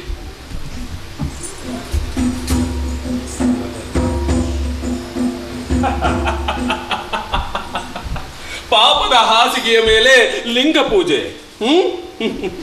ದಿನಾಲು ತಾವು ಅದೇ ಪಾಪದ ಹಾಸಿಗೆಯ ಮೇಲೆ. ಯಾರು ಈ ಜಂಗಮ? ಮುಗ್ಧ ಸಂಗಯ್ಯನವರು. ಮುಗ್ಧ ಸಂಗಯ್ಯ? ಇವನನ್ನು ನಾನೆಲ್ಲಿಯೋ ನೋಡಿದಂತಿದೆಯಲ್ಲ, ಎಲ್ಲಿ? ಹಾ, ಬಸವಣ್ಣ ಇವನನ್ನು ನನಗೆ ಪರಿಚಯ ಮಾಡಿಸಿದ್ದ. ಬಸವಣ್ಣನ ಮನೆಯಲ್ಲಿ ಇವನ ವಾಸ. ಇವನಿಗಾಗಿ ನಿನ್ನಲ್ಲಿ ಬೇರೆ ಹುಡುಗಿಯರಿರಲಿಲ್ಲವೇ? ಇದ್ದಾರೆ ಪ್ರಭು, ಆದರೆ ಈ ಹುಡುಗ ಕಾಮಾಕ್ಷಿಯೇ ಬೇಕೆಂದು ಹಠ ಹಿಡಿದ. ಓಹೋ, ಮುಗ್ಧ ಸಂಗಯ್ಯನಿಗೆ ಬಿಚ್ಚಳನನ್ನೇ ಪರೀಕ್ಷೆ ಮಾಡುವ ಛಲವು. ಯೋಚನೆ ಮಾಡಿ ಪ್ರಭು, ಇಲ್ಲಿಗೆ ಬರುವ ಬಿಟ್ಟರು ಉಪ್ಪು ಹುಳಿ ಖಾರ ತಿಂದವರು, ಮೈ ತುಂಬ ಮಾಂಸ ಉಳ್ಳವರು, ಮಾಂಸದಲ್ಲೊಂದು ಮೃಗವನ್ನಿಟ್ಟುಕೊಂಡವರು. ಮಾಂಸ ಹಸಿದೊಡನೆ ನಮ್ಮ ಬಳಿ ಬಂದು ತೃಪ್ತರಾಗಿ ಹೋಗುತ್ತಾರೆ. ಅಂಥದರಲ್ಲಿ ಇವರಲ್ಲಿ ಕೊಂಚವಾದರೂ ಮಾಂಸವಿದೆಯೇ? ನಿಜ ಸಾವಂತ್ರೆ, ಇವನಲ್ಲಿ ಮಾಂಸವಿಲ್ಲ. ಇವನು ಬೇರೆ ಬಿಟರಂತಿಲ್ಲ. ಆದರೂ ನನ್ನ ಒಳಗಣ್ಣನ್ನು ಕೆಣಕುತ್ತಿದ್ದಾನೆ. ಇವನನ್ನು ಇಲ್ಲಿಗೆ ಯಾರು ಕಳಿಸಿದರೆಂದು ನಾನು ಚೆನ್ನಾಗಿ ಬಲ್ಲೆ. ಯಾರು ಪ್ರಭು? ಬಸವಣ್ಣ. ಓಹೋ, ಬಸವನ ಅವತಾರ ಬಿಚ್ಚಳ ಮಹಾರಾಜರ ವೈಯಕ್ತಿಕ ಬದುಕನ್ನು ಕೆಣಕುವಷ್ಟು ಮುಂದುವರಿಯಿತು. ಇದರಲ್ಲಿ ಅಣ್ಣನವರ ಆಟ ಏನಿದೆ ಪ್ರಭು? ಕಲ್ಯಾಣದಲ್ಲಿ ಇಬ್ಬರು ರಾಜರಿದ್ದಾರೆ ಸಾವಂತಿ. ಒಬ್ಬ ಬಸವರಾಜ, ಮತ್ತೊಬ್ಬ ಬಿಜ್ಜಳ ರಾಜ. ಬಿಜ್ಜಳ ರಾಜ ಅರಮನೆಯಲ್ಲಿ ಬಿದ್ದುಕೊಂಡಿರುವಾಗ ನನ್ನ ಅರಮನೆಯ ಗೊತ್ತು ಗುರಿಗಳು ಮೋಸವೆಂದು ಸಾರಿ ತನ್ನ ಮಹಾಮನೆಯನ್ನು ಕಟ್ಟಿಕೊಂಡಿದ್ದಾನೆ ಬಸವಣ್ಣ. ದರಿದ್ರರು, ಭಿಕ್ಷುಕರು, ಹೊಲೆಮಾದಿಗರು, ಸುಡುಗಾಡು ಸಿದ್ಧರು, ಅಯ್ಯಗಾರರು ಇವರನ್ನು ಕಟ್ಟಿಕೊಂಡು ಇವರದ್ದೇ ಒಂದು ಸಾಮ್ರಾಜ್ಯ ಕಟ್ಟಿ ಭಿಕ್ಷುಕರ ಸಾಮ್ರಾಟನಾಗಿದ್ದಾನೆ ಬಸವಣ್ಣ. ಈ ಹಿಂದೆಯೂ ಎಷ್ಟೋ ಜನ ಮಹಾತ್ಮರಿದ್ದರು. ತಮ್ಮ ಸಿದ್ಧಾಂತಗಳನ್ನು ಸಾರಿ ಇಷ್ಟವಿದ್ದರೆ ಅನುಕರಿಸಿ, ಇಲ್ಲದಿದ್ದರೆ ಬಿಡಿ ಎಂದು ಸತ್ತು ಹೋದರು. ಆದರೆ ಈ ಬಸವಣ್ಣ ಹಾಗಲ್ಲ. ತನ್ನ ಸಿದ್ಧಾಂತವನ್ನು ಸಾರಿ ಅದನ್ನೇ ನಡೆದು ಇಷ್ಟವಿದ್ದರೆ ಬನ್ನಿ, ಇಲ್ಲದಿದ್ದರೆ ಪರೀಕ್ಷಿಸಿ ಎಂದವನು. ಇಂಥವನು ದರಿದ್ರರು, ಭಿಕ್ಷುಕರು ಇವರನ್ನು ಕಟ್ಟಿಕೊಂಡು ಅರಮನೆ ಕಟ್ಟಲಾದೀತೆ. ಕಟ್ಟಿದರೆ ಅದೊಂದು ಅರಮನೆ ಆದೀತೆ. ಕೇರಿ ಎಂದರೆ ಹೊಲಗೇರಿ, ಹೊರಕೇರಿ, ಭಿಕ್ಷುಕರ ಕೇರಿ ಇವಿಷ್ಟೇ ಕೇರಿಗಳಲ್ಲ. ಇದನ್ನು ಮೀರಿದ ಕೇರಿಗಳು ಇವೆ. ಅಗ್ರಹಾರಗಳು, ಊರುಗಳು, ರಾಜಧಾನಿಗಳು. ಇದು ಗೊತ್ತಿಲ್ಲವೇ ಆ ಮುಗ್ಧ ಬಸವನಿಗೆ? ತಮಗ್ಯಾರೋ ಮಹಾಮನೆಯ ಬಗ್ಗೆ ತಪ್ಪು ಅಭಿಪ್ರಾಯ ಕೊಟ್ಟಿದ್ದಾರೆ ಪ್ರಭು. ನಾನು ತಿಳಿದಂತೆ ಅಣ್ಣನವರ ಪ್ರತಿಯೊಂದು ನಡೆ ನುಡಿಯಲ್ಲಿ ಒಂದು ನಿಷ್ಠೆ, ಒಂದು ಪ್ರಾಮಾಣಿಕತೆ, ಒಂದು ಅಂತಃಕರಣವಿದೆ. ಭಿಕಾರಿಗಳು, ಭಿಕ್ಷಕರು ಎಂದು ನೀವು ತಿಳಿದವರು ಇಂದು ಕೆಲಸ ಮಾಡಿ ಊಟ ಮಾಡುತ್ತಿದ್ದಾರೆ. ಅದನ್ನು ಅವರು ಕಾಯಕ ಅಂತಾರೆ. ಹೌದು ಪ್ರಭು. ದಲಿತರು, ಅಯ್ಯಗಾರರು ಇಂದು ಸೋಮಾರಿಗಳಲ್ಲ, ಶ್ರಮಜೀವಿಗಳಾಗಿದ್ದಾರೆ. ಆದ್ದರಿಂದ ರಾಜ್ಯದ ವರ್ಷದ ಆದಾಯ ಹೆಚ್ಚಾಗಿದೆ ಎಂದು ಭಂಡಾರಿಗಳೇ ಹೇಳಿದ್ದಾರೆ. ಈಗ ಜನ ಕಳೆದುಕೊಂಡ ದೇವರನ್ನು ಮತ್ತೆ ಪಡೆದುಕೊಂಡವರಂತೆ ನೆಮ್ಮದಿಯಿಂದ ಖುಷಿಯಾಗಿ ಜೀವನ ನಡೆಸುತ್ತಿದ್ದಾರೆ. ಇದು ಮಹತ್ವದಲ್ಲವೇ ಪ್ರಭು? ಮಂತ್ರಿ ಆದವನು ಇದನ್ನು ಅರಮನೆಯಿಂದಲೇ ಮಾಡಬಹುದಿತ್ತಲ್ಲ. ಅರಮನೆ ಎಂದರೆ ಕಾನೂನುಗಳು. ನೂರಾರು ವರ್ಷಗಳಿಂದ ಅರಮನೆಗಳಿದ್ದರೂ ಅಲ್ಲಿನ ಕಾನೂನುಗಳು ಇವರಿಗೆ ದೇವರಾಗಲಿ ನೆಮ್ಮದಿಯಾಗಲಿ ಸಿಗಲು ಬಿಡಲಿಲ್ಲ. ಮನುಷ್ಯತ್ವಕ್ಕೂ ಎರವಾದ ಜನ ಇವರು. ಮನುಷ್ಯನಲ್ಲಿ ದಯೆ ಎಂಬುದೇ ಇರುವುದಿಲ್ಲ ಎಂದು ನಂಬಿದವರು. ಮುಂದಾಗಿ ನೀವೇ ಬಂದು ದಯೆ ತೋರಿದರು ಅದನ್ನು ಕೂಡ ಅನುಮಾನಿಸುವರು.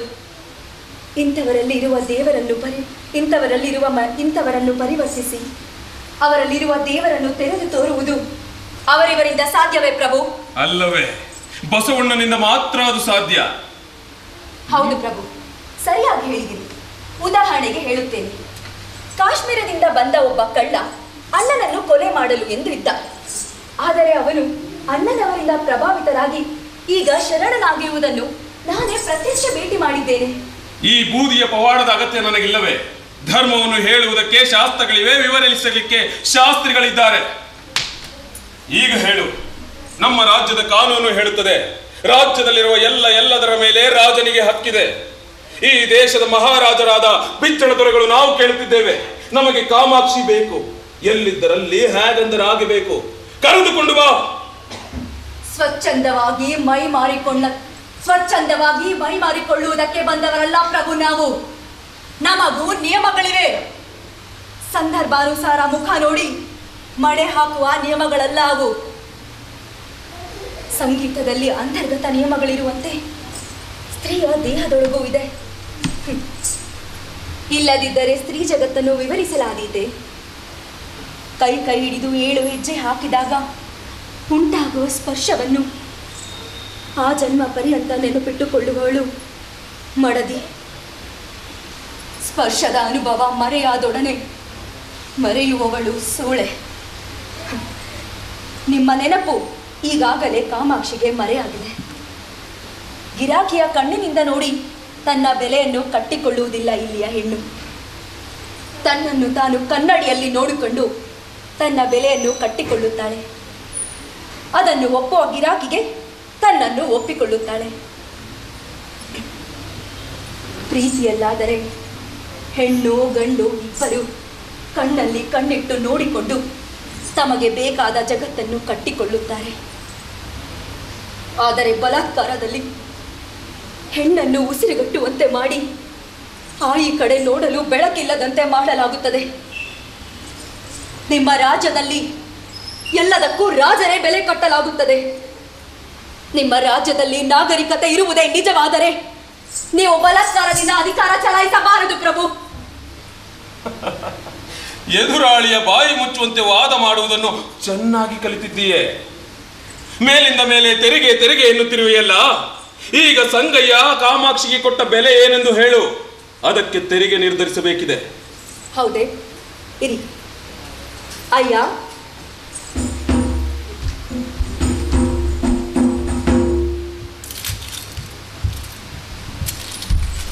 ತೆಗೆದುಕೊಳ್ಳಿ ಪ್ರಭು. ಇದರ ಬೆಲೆ ಎಷ್ಟೆಂದು ಗೊತ್ತೇ ನಿನಗೆ? ಗೊತ್ತಿಲ್ಲ ಪ್ರಭು. ತನ್ನ ಬೆಲೆಗಿಂತ ಇದು ಹೆಚ್ಚಿನದ್ದು.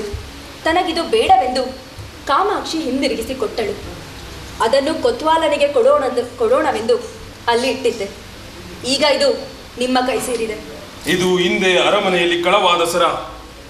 ಇದರ ಬೆಲೆ 1,00,000. ಈಗಲಾದರೂ ಇದನ್ನು ಹಿಂದಕ್ಕೆ ತೆಗೆದುಕೊಳ್ಳುತ್ತೀಯಾ? ನಮಗೆ ಬೇಡವಾದ್ದು ಎಷ್ಟು ಲಕ್ಷವಾದರೇನು ಪ್ರಭು. ನಮ್ಮನ್ನು ಮೀರಿದ್ದು ನಮಗದು ಕಲ್ಲು. ಆತ್ಮಸಂತೋಷಕ್ಕಾಗಿ ಕಾಮಾಕ್ಷಿ ಸಂಗಯ್ಯನವರ ಸೇವೆ ಮಾಡುತ್ತೇನೆಂದು ಹೇಳಿದಳು. ಹಾಗೆ ಮಾಡುತ್ತಿದ್ದಾಳೆ. ನಿನಗೂ ಇದು ಬೇಡವೇ? ಮಾಡಿದ ಕೆಲಸ ಕೊಂಬ ಪ್ರತಿಫಲ. ಎರಡಕ್ಕೂ ತಾಳೆ ಇರಬೇಕು. ಇಲ್ಲದಿದ್ದರೆ ಅದು ಭ್ರಷ್ಟಾಚಾರವಾಗುತ್ತದೆ. ಸೂಳೆತನವನ್ನು ಸಮಜಾಯಿಸಿಕೊಳ್ಳುತ್ತೀಯಲ್ಲೇ, ನಿನಗೆ ನಾಚಿಕೆ ಆಗುವುದಿಲ್ಲವೇ? ಶ್ರೀಮಂತನೊಬ್ಬ ಕದ್ದ ಹಣದಿಂದ ಶ್ರೀಮಂತನಾದ ಬಗ್ಗೆ ಕೊಚ್ಚಿಕೊಂಬಾಗ, ಜನರನ್ನು ಕೊಂದ ರಾಜನು ತನ್ನ ವಿಜಯಗಳ ಬಗ್ಗೆ ಕೊಚ್ಚಿಕೊಂಬಾಗ, ಭ್ರಷ್ಟಾಚಾರದಿಂದ ಮೇಲೇರಿದ ಅಧಿಕಾರಿ ತನ್ನ ಅಧಿಕಾರಗಳ ಬಗ್ಗೆ ಕೊಚ್ಚಿಕೊಂಬಾಗ ನಾಚಿಕೊಳ್ಳುವರೇ ಸ್ವಾಮಿ? ಅವರೇ ನಾಚಿಕೊಳ್ಳದೆ ಇರುವಾಗ ಕಾಯಕ ಅಂತ ಮೈಮಾರಿ ಪ್ರಾಮಾಣಿಕತೆಯಿಂದ ದುಡಿದ ಹಣದಿಂದ ತೆರಿಗೆ ಕಟ್ಟುವ ನಾವೇಕೆ ನಾಚಿಕೊಳ್ಳಬೇಕು? ಅವರ ಜೀವನ ಶೈಲಿಯಲ್ಲಿ ಕಾಣದ ವಿಕೃತಿ ನಮ್ಮ ಜೀವನ ಶೈಲಿಯಲ್ಲೇ ಕಾಣುವುದಲ್ಲ. ಯಾಕೆ? ತಾವು ರಾಜರು. ರಾಜ್ಯದಲ್ಲಿ ಎಲ್ಲರೂ ಗೌರವಾನ್ವಿತವಾಗಿ ಬದುಕುವ ವ್ಯವಸ್ಥೆಯನ್ನು ಮಾಡಬೇಕಿತ್ತು. ತಾವೇ ವೇಷಾಂತರದಲ್ಲಿ ಇಲ್ಲಿಗೆ ಬರುವಾಗ ನಮಗೆ ಬೋಧನೆ ಮಾಡುವುದು ಅಸಹಜವಲ್ಲವೇ ಪ್ರಭು? ಸಾಕು. ಈಗ ಹೇಳು, ಅದು ಮುಗ್ಧ ಸಂಗಯ್ಯನ ಕೈಗೆ ಹೇಗೆ ಬಂತು? ಗೊತ್ತಿಲ್ಲ. ಅದು ಹಿಂದೆ ಅರಮನೆಯಲ್ಲಿ ಕಳವಾದ ಸರ. ಅದನ್ನು ಕದ್ದವನು ಒಬ್ಬ ತರುಣ ಜಂಗಮ ಎಂದು ಕೊತವಾಲ ಮತ್ತವನ ರಾಜಭಟರು ಊರು ತುಂಬ ಅವನ ಬೆನ್ನು ಹತ್ತಿದ್ದಾರೆ. ಇದಾವುದು ನಮಗೆ ಗೊತ್ತಿಲ್ಲ ಪ್ರಭು. ಇದನ್ನು ತಂದುಕೊಟ್ಟಿದ್ದು ಮುಗ್ಧ ಸಂಗಯ್ಯನವರು. ಅವರೇ ಬಂದ ಮೇಲೆ ಅವರನ್ನು ವಿಚಾರಿಸಿ. ಅಮ್ಮ, ಬಸವಣ್ಣನವರು ಬಂದಿದ್ದಾರೆ.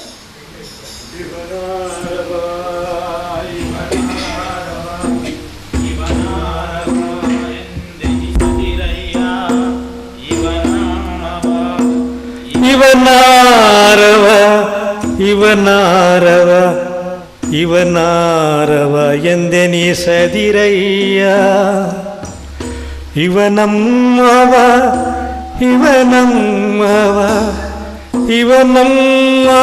ಎಂದೆನಿಸಯ್ಯ.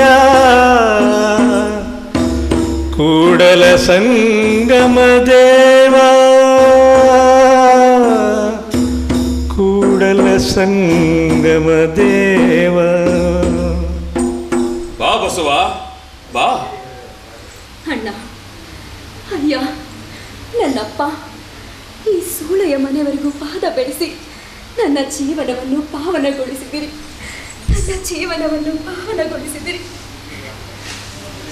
ಏಳು ತಾಯಿ.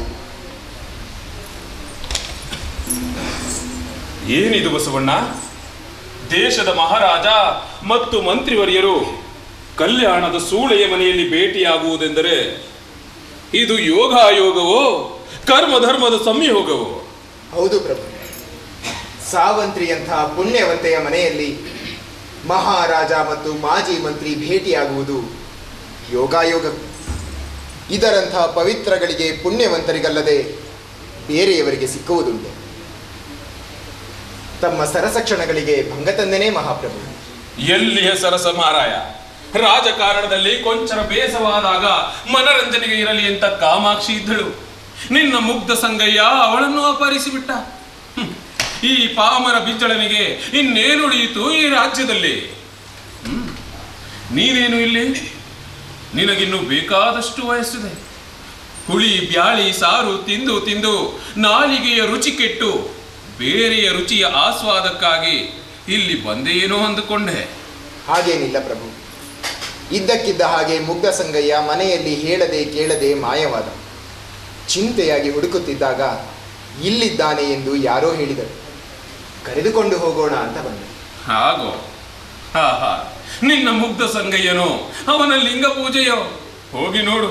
ಸಾವಂತ್ರಿ, ಬಸವನಿಗೆ ಸಂಗಯ್ಯನನ್ನ ತೋರಿಸು.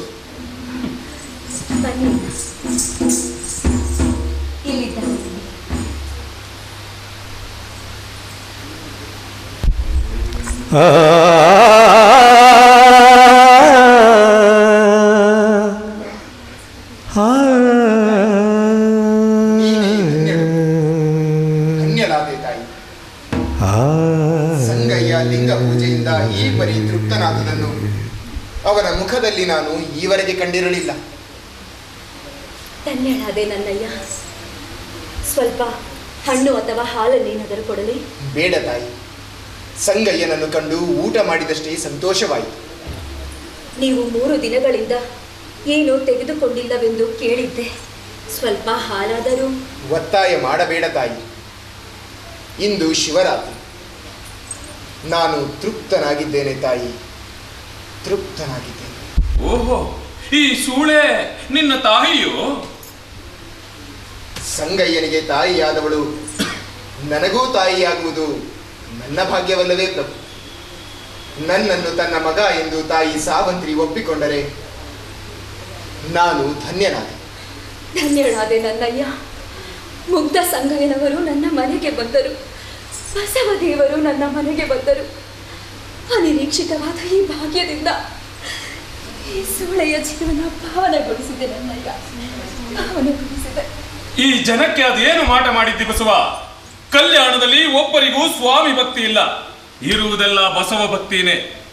ಬಸವ ಭಕ್ತಿ, ಸ್ವಾಮಿ ಭಕ್ತಿ ಇವೆರಡರಲ್ಲಿ ಯಾವುದು ಹೆಚ್ಚು ಎಂದು ಹೊರಗೆ ಹಚ್ಚಲೇಬೇಕಲ್ಲ. ತಮ್ಮ ಸರಸದ ಸಮಯದಲ್ಲಿ 1-2 ಕ್ಷಣಗಳನ್ನು ಕದ್ದರೆ ಎಷ್ಟೊಂದು ಅಸೂಯೆ ಪಡುವಿರಲ್ಲ ಪ್ರಭು.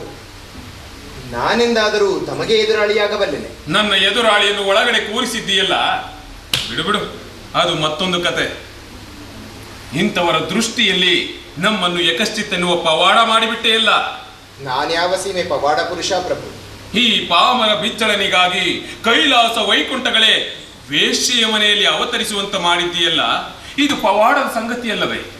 ನೀನೇ ನೋಡು, ಒಂದು ಕಡೆ ಲಿಂಗ ಪೂಜೆಯಲ್ಲಿ ಮಗ್ಧನಾದ ಮುಗ್ಧ ಸಂಗಯ್ಯ, ಮತ್ತೊಂದೆಡೆ ಮಹಾತ್ಮ ಬಸವಣ್ಣನವರು, ಈ ಮಧ್ಯೆ ಬಡಪಾಯಿ ಮಹಾರಾಜ ಬಿಚ್ಚಳ. ಇದಕ್ಕಿಂತ ಮತ್ತೊಂದು ಪವಾಡವಿದೆ. ಇಂಥ ಪವಾಡ ಮಾಡಿ ಮಾಡಿ ನಾನು ನಗೆಮಾರಿ ತಂದೆಯಾಗಿದ್ದೇನೆ. ಏನು ಮಾಡಲಿ ಪ್ರಭು? ಎಲ್ಲಿ ಯಾವಾಗ ಯಾವ ಪವಾಡ ಮಾಡ್ತೀನೋ ತಿಳಿದಂಗಾಗಿದೆ. ದಿನ ನನ್ನ ಹೆಸರಿಗೆ ಪವಾಡಗಳ ಕಟ್ಟುತ್ತಾರೆ. ನನ್ನ ವಿರುದ್ಧ ಧರ್ಮ ಯುದ್ಧ ಸಾರಿದಂತಿದೆ. ಧರ್ಮ ಯುದ್ಧವಾದರೆ ತತ್ವಗಳ ಘರ್ಷಣೆ ಇರಬೇಕು. ಇಲ್ಲಿ ಹಾಗಿಲ್ಲ. ತಾವು ಆಡುವುದು ನಾಟಕವೆಂದು ಚಾಡಿಕೋರರಿಗೂ ಗೊತ್ತಿದೆ. ಅರಮನೆ ಎದುರು ಮಹಾಮನೆ ಇದ್ದಾಗಲೇ ನೀನು ನನ್ನಿಂದ ದೂರವಾದ ಬಸವಣ್ಣ. ಹೌದು ಪ್ರಭು. ಹೊಸ ಗಾಳಿ ಬೀಸತೊಡಗಿತು. ಹೊಸ ಗಾಳಿಯ ಜೀವಂತಿಕೆಯಲ್ಲಿ ಉಸಿರಾಡಿದವರು ಬದಲಾವಣೆ ಬೇಕೆಂದರು. ನಾವೂ ಮನುಷ್ಯರೆಂದರು. ಯಜ್ಞ ಪಶುವಿಗೆ ಬಾಯಿ ಬಂದು ವಚನಂಗಳ ಹಾಡಿತು. ಸಾವಿರಾರು ವರ್ಷಗಳ ಹಿಂದಿನ ಗಾಳಿಯನ್ನೇ ತಮ್ಮ ವ್ಯವಸ್ಥೆ ಈಗಲೂ ಉಸಿರಾಡುತ್ತದೆ. ಉಸಿರಾಡಿದರೆ ಅದು ಜೀವಿಸಬಹುದು. ಯೋಚಿಸಬಾರದೇ ಪ್ರಭು? ಹೊಸ ಗಾಳಿಯ ಹೆಸರಿನಲ್ಲಿ ನೀನು ವರ್ಣಸಂಕರ ವರ್ಣಾಶ್ರಮ ಧರ್ಮವನ್ನು ಮೀರುವಂತಹ ಮದುವೆ ಮಾಡಬಹುದೇ? ಅದು ವರ್ಣಸಂಕರದ ಮದುವೆ ಎಲ್ಲ ಪ್ರಭು.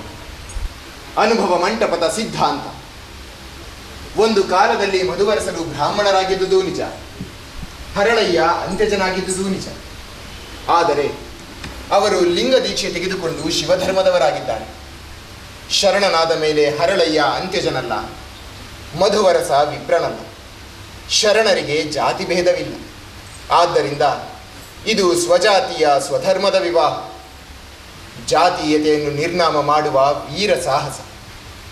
ಇದುವರೆಗಿನ ನಮ್ಮ ಸಿದ್ಧಾಂತ ಬರೀ ವಚನವಾಗಿತ್ತು, ಈಗ ಕೃತಿಯಾಯಿತು. ನಿಮ್ಮ ಸಿದ್ಧಾಂತವನ್ನು ಜೀರ್ಣಿಸಿಕೊಂಬ ಶಕ್ತಿ ಸಮಾಜಕ್ಕಿಲ್ಲ ಬಸವಣ್ಣ. ಸಮಾಜವೆಂದರೆ ಕೇವಲ ಅಗ್ರಹಾರವೇ ಪ್ರಭು. ಇನ್ನುಳಿದ ಧರ್ಮ ಬಾಹಿರ ಜನ 90% ಇರುವಾಗ ಎಲ್ಲರಿಗೂ ಅವರವರಿಗೆ ಎಂತಹ ಧರ್ಮದ ಅಗತ್ಯವಿದೆಯೋ ಅದನ್ನು ಅಲ್ಲಲ್ಲಿ ಅವರವರಿಗೆ ಕಲ್ಪಿಸಿಕೊಡುವ ಶಕ್ತಿ ವ್ಯವಸ್ಥೆಗಿದೆ. ವ್ಯವಸ್ಥೆಯಲ್ಲಿರುವ ದೇವರು ಎಲ್ಲರ ಯೋಗಕ್ಷೇಮವನ್ನು ನೋಡಬಲ್ಲವನಾಗಿದ್ದಾನೆ. ಇದು ಅನಿವಾರ್ಯ. ಈ ಅನಿವಾರ್ಯವನ್ನು ನಾವು 10,000 ವರ್ಷಗಳಿಂದ ಬದುಕುತ್ತಾ ಬಂದಿದ್ದೇವೆ. ಈ ಮಧ್ಯೆ ನೀನು ಬಂದು ಜನಗಳಲ್ಲಿ ಇಲ್ಲದ ಅಗತ್ಯಗಳನ್ನು ಗುರುತಿಸಿ ಅವನ್ನು ಕೊಡಬಲ್ಲ ದೇವರನ್ನು ಕೊಡುತ್ತೇನೆ ಎನ್ನುವುದು ಅಹಂಕಾರದ ಮಾತಲ್ಲವೇ? ಸಾವಿರಾರು ವರ್ಷಗಳಿಂದ ಇದೆಯಿಂದ ಮಾತ್ರಕ್ಕೆ ಅದು ಸತ್ಯ ಮತ್ತು ನಿರಂತರವಾಗಬೇಕಿಲ್ಲ ಪ್ರಭು. ಅದು ಸುಳ್ಳು ಮತ್ತು ಅನ್ಯಾಯವೂ ಆಗಿರಬಹುದು. ಏಕೆಂದರೆ ಇವು ಸಾವಿರಾರು ವರ್ಷಗಳಿಂದ ಇವೆಯಲ್ಲ. ಕೆಲವು ಪ್ರತಿಷ್ಠಿತರಿಗೆ ಮಾತ್ರ ಸತ್ಯವಾಗಿ ಉಳಿದವರಿಗೆ ಅದು ಅಸತ್ಯವೆಂದು ಖಾತ್ರಿಯಾಗಿದ್ದರೆ ಆ ಉಳಿದವರಿಗೆ ಅಸತ್ಯವನ್ನು ತಿರಸ್ಕರಿಸುವ ಹಕ್ಕಿದೆಯಲ್ಲವೇ? ನನಗೆ ಸತ್ಯವಾಗಿದ್ದು ತಮಗೂ ಸತ್ಯವಾಗಲೇಬೇಕೆಂದು ಹೇಳಲಾಗುವುದಿಲ್ಲ. ನೀನು ಸತ್ಯವನ್ನು ಹೇಗೆ ನಿರ್ಧರಿಸುತ್ತೀಯ? ಅನುಭವದಿಂದ. ನಮಗಾದ ಸುದೀರ್ಘವಾದ ಅನುಭವದಿಂದ ನಮಗೆ ಯಾವುದು ಸತ್ಯವೂ ನಿರಂತರವೂ ಎಂಬುದು ಖಾತ್ರಿಯಾಗುತ್ತದೆ. ಅದು ಹುಡುಕಿ ಹುಡುಕಿ ಕಸವೆನಿಸಿದ್ದನ್ನು ಬಿಸಾಕಿ ಹಿತವೆನಿಸಿದ್ದನ್ನು ಉಳಿಸಿಕೊಂಡು ಬದುಕುತ್ತದೆ. ಅಷ್ಟೇ ಅಲ್ಲ, ಕಾಲ ಕಾಲಕ್ಕೆ ಇದು ಬದಲಾಗಲೂಬಹುದು. ಅದನ್ನೂ ಕೂಡ ಅನುಭವವೇ ನಿರ್ಧರಿಸುತ್ತದೆ. ಇದನ್ನೇ ನಾನು ಪದ್ಧತಿ ಎಂದೆ. ಅದು ಇಬ್ಬರಲ್ಲಿ ತಮಗೆ ಮಾತ್ರ ಅನುಕೂಲಕರವಾಗಿದ್ದು ನನಗೆ ಅನುಕೂಲಕರವಾಗಿಲ್ಲವಾದರೆ ಅದನ್ನು ತಿರಸ್ಕರಿಸುವ ಹಕ್ಕು ನನಗಿದೆ. ದೀರ್ಘ ಅನುಭವ ಎಂದು ಹೇಳಿದೆ. ದೀರ್ಘ ಅನುಭವ ಎಂದರೆ ಇಬ್ಬರ ಅನುಭವದ ಮೊತ್ತವೇ ಹೊರತು ತಮ್ಮೊಬ್ಬರದೇ ಅಲ್ಲ. ನಿಮ್ಮ ಪದ್ಧತಿಯ ದೇವರು ಕೆಲವರನ್ನು ಮುಟ್ಟುತ್ತದೆ, ಕೆಲವರನ್ನು ದೂರ ಇಡುತ್ತದೆ. ನನ್ನ ಪ್ರಕಾರ ಅದು ನನ್ನ ದೇವರಲ್ಲ. ನನ್ನ ದೇವರೇ ಆಗಿದ್ದರೆ ಇಬ್ಬರನ್ನೂ ಮುಟ್ಟಬೇಕು, ಇಲ್ಲ ಇಬ್ಬರನ್ನು ದೂರ ಇಡಬೇಕು. ಹಾಗಿದ್ದರೆ ಮಾತ್ರ ಅದು ನನ್ನ ದೇವರು. ಇಲ್ಲವಾದರೆ ಅಂಥ ದೇವರೇ ನನಗೆ ಬೇಡ. ಹೊಸ ಧರ್ಮ, ಹೊಸ ದೇವರು, ಸಮಾಜವನ್ನು ವಿರೋಧಿಸುವಂತಹ ಸಂಸ್ಥೆಯೊಂದು ಬೇಕೇ ಬೇಕು ಅಂತಲೋ ನೀವು ಹೇಳುವುದು? ಪ್ರಭು, ತಮಗೆ ತಿಳಿದಿರುವಂತೆ ಇವರೆಲ್ಲ ಧರ್ಮಬಾಹಿರರು. ಅವರಿಗೂ ಒಂದು ಧರ್ಮದ ಅವಶ್ಯಕತೆ ಇದೆ. ತಮ್ಮೊಂದಿಗೆ ಮಾತನಾಡುವ ದೇವರ ಅಗತ್ಯವಿದೆ ಎಂದು ನಾನು ಹೇಳಿದರೆ ವ್ಯವಸ್ಥೆಯ ವಿರೋಧಿ ಸಂಸ್ಥೆ ಎನ್ನುತ್ತೀರಲ್ಲ. ಅಂದರೆ ಅದಿಲ್ಲದೆ ಅವರೀಗ ಕತ್ತಲೆಯಲ್ಲಿದ್ದಾರೋ? ನಿಮ್ಮ ಹೊಸ ದೇವರು ಹೊಸ ಧರ್ಮವನ್ನು ಕೊಟ್ಟು ಅವರನ್ನು ನೇರವಾಗಿ ಕೈಲಾಸಕ್ಕೆ ಕರೆದೊಯ್ಯುತ್ತೀರೋ? ಅದನ್ನು ತಮ್ಮ ವ್ಯವಸ್ಥೆಯೂ ಮಾಡಲಾರದು ಪ್ರಭು. ತಮ್ಮ ರಾಜ್ಯದಲ್ಲಿ ಧರ್ಮವಿದೆ, ಕೆಲವೇ ಪ್ರತಿಷ್ಠಿತರಿಗೆ. ಅದನ್ನವರು ಬಡಜನಗಳ ಮೇಲೆ ಹೇರುತ್ತಿದ್ದಾರೆ. ಅವರಿಗೆ ದೇವರನ್ನು ತಲುಪುವ, ಮುಟ್ಟುವ, ಮಾತನಾಡುವ, ಕಷ್ಟ ಸುಖ ಹೇಳಿಕೊಳ್ಳುವ ಅವಕಾಶವಿಲ್ಲ. ದೇವರೊಂದಿಗೆ ದೇವಭಾಷೆಯಲ್ಲೇ ಮಾತನಾಡಬೇಕು. ಮಹಾ ಮನೆಯಲ್ಲಾದರೆ ದೇವರು ಭಕ್ತರೊಂದಿಗೆ ಅವರ ಭಾಷೆಯಲ್ಲೇ ಮಾತನಾಡುತ್ತಾನೆ. ಈಗ ಭಕ್ತರು ಮತ್ತು ದೇವರು ಅವರವರ ಭಾಷೆಯಲ್ಲೇ ಮಾತನಾಡಿಕೊಳ್ಳುತ್ತಾರೆ. ಅವರಿಗೂ ಒಂದು ಧರ್ಮ ಅಂತ ಸಿಕ್ಕಿದೆ, ಆತ್ಮವಿಶ್ವಾಸ ಸಿಕ್ಕಿದೆ. ಯಾರ ಗೋಜಿಗೂ ಹೋಗದೆ ತಮ್ಮ ಧರ್ಮವನ್ನು ತಾವು ಪಾಲಿಸುತ್ತಾರೆ, ಕಾಯಕ ಮಾಡುತ್ತಾರೆ, ತೆರಿಗೆಯನ್ನೂ ಕಟ್ಟುತ್ತಾರೆ. ಸಾಲದೆ ಸರಿ, ನೀವು ಕಟ್ಟುವ ಕಲ್ಯಾಣಕ್ಕೆ ಬಸವಣ್ಣನಂತೆ ಒಬ್ಬ ಬಿಚ್ಚಳನ್ನು ಬೇಕೆಂದು ಅರಿಯದೆ ಓದಿರಲ್ಲ ಬಸವಣ್ಣ. ನೀವು ನಿಮ್ಮ ಕನಸಿಗೆ ರೂಪ ಕೊಡುತ್ತಿರುವಾಗ ನಾವು ನಿಮ್ಮ ಪಕ್ಕದಲ್ಲಿಯೇ ಇದ್ದೆವು. ಅದರಲ್ಲಿ ನಮಗೊಂದು ಸ್ಥಳವಿದೆಯೇ ಎಂದು ಹುಡುಕಿದೆ.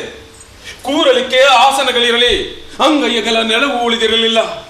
ಅಷ್ಟು ಜನ ಶರಣರು ಒಟ್ಟಾಗಿ ಕುಳಿತರೆ ಉಳಿದವರಿಗೆ ಸ್ಥಳವಲ್ಲಿ?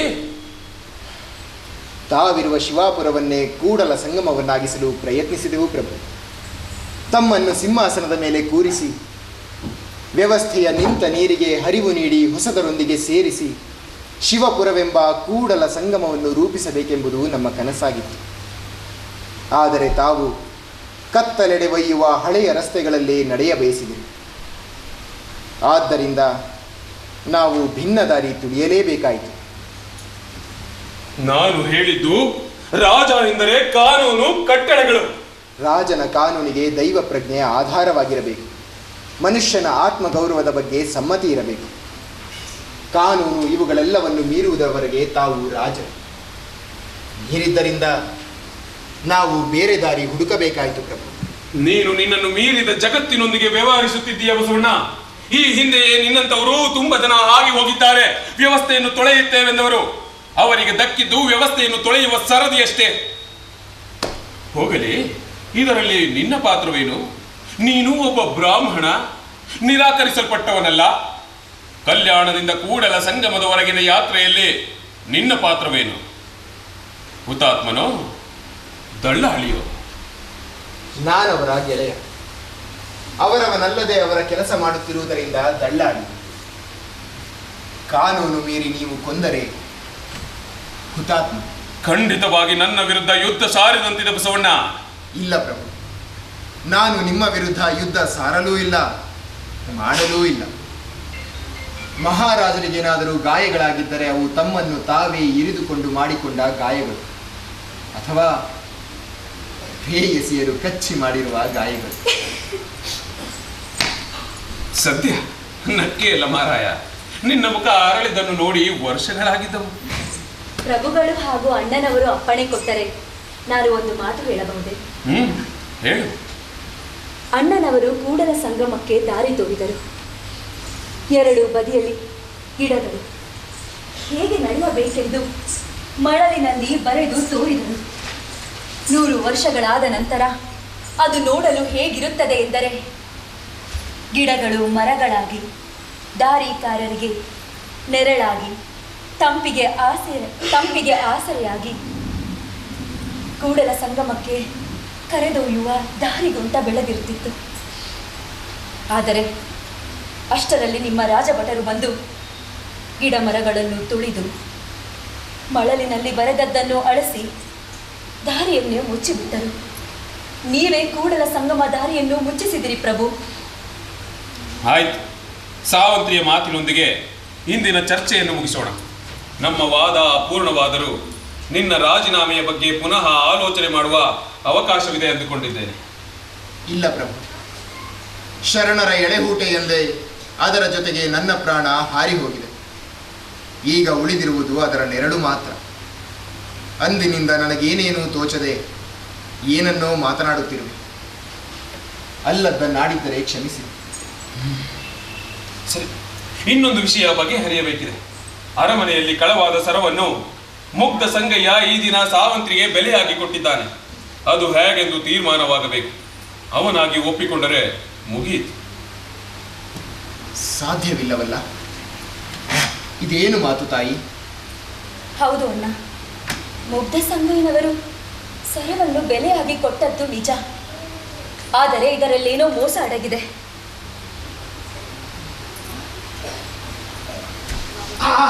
ಪ್ರಭು, ತಮ್ಮ ಮಾತಿನಲ್ಲಿ ಸರಳ ಪ್ರಸ್ತಾವನೆ ಬರಲೆಂದು ಕಾಯ್ತಿದ್ದೆವು. ಅನಿವಾರ್ಯವಾಗಿ ಪ್ರವೇಶಬೇಕಿದ್ದು, ಕ್ಷಮಿಸಿ. ಅನಿವಾರ್ಯದ ಪ್ರಸಂಗವೇ? ಹೌದು ಪ್ರಭು. ಅದೇನೆಂದು ಹೇಳಿ ಪ್ರಭು, ಪಂಡಿತರೆ? ಇಂದು ಸಂಜೆ ಅರಮನೆಯ ಆಳುಗಳೆಲ್ಲ ಮಹಾಪೂಜೆಯ ಸಿದ್ಧತೆಯಲ್ಲಿದ್ದಾಗ ಯಾರೋ ಒಬ್ಬ ಕಳ್ಳ ಬಂದು ರತ್ನ ಸರವನ್ನು ಅಪಹರಿಸಿದ. ಅವನು ಓಡಿ ಹೋಗುವ ಸಂದರ್ಭದಲ್ಲಿ ನಾವು ಅವನು ಗುರುತಿಸಿ ಬೆದರಿಸಿದೆವು. ಆದರೂ ಓಡಿ ಹೋದ. ಕಳ್ಳ ಯಾರೆಂದು ತಿಳಿಯಿತೋ? ಪ್ರಭು, ಅದು ಸಾಧ್ಯವಾಗಿಲ್ಲ. ನಮಗೆ ಅವನ ಬಾಹ್ಯ ಚಹರೆ ಕಂಡಿದ್ದೆ ವಿನಃ ವಿವರಗಳು ಸರಿಯಾಗಿ ಕಾಣಲಿಲ್ಲ. ನಾವು ಅಂದುಕೊಂಡಂತೆ ಅವನೊಬ್ಬ ತರುಣ ಜಂಗಮ. ಅದಿರಲಿ, ತಾವು ಇಲ್ಲಿಗೆ ಏಕೆ ಬಂದಿರೆಂದು ತಿಳಿಯಲಿಲ್ಲವಲ್ಲ ಪಂಡಿತರೆ? ಪ್ರಭು, ಅದನ್ನೇ ತಮಗೆ ಹೇಳುವುದಕ್ಕಾಗಿ ಬಂದೆ.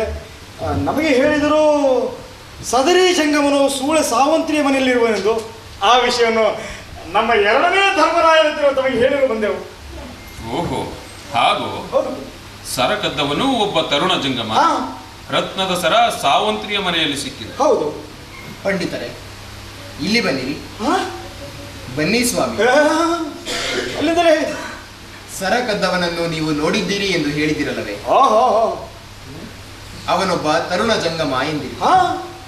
ನೋಡಿದರೆ ನಿಮಗವನ ಗುರುತು ಸಿಗುವುದೇ? ಹೌದು, ಖಂಡಿತವಾಗಿ. ಹಾಗಿದ್ದರೆ ಒಳಗಡೆ ಹಾಸಿಗೆಯ ಮೇಲೆ ತರುಣನೋರ್ವ ಕೂತು ಲಿಂಗ ಪೂಜೆ ಮಾಡಿಕೊಳ್ಳುತ್ತಿದ್ದಾನೆ. ಅವನನ್ನೊಮ್ಮೆ ನೋಡಿರಿ.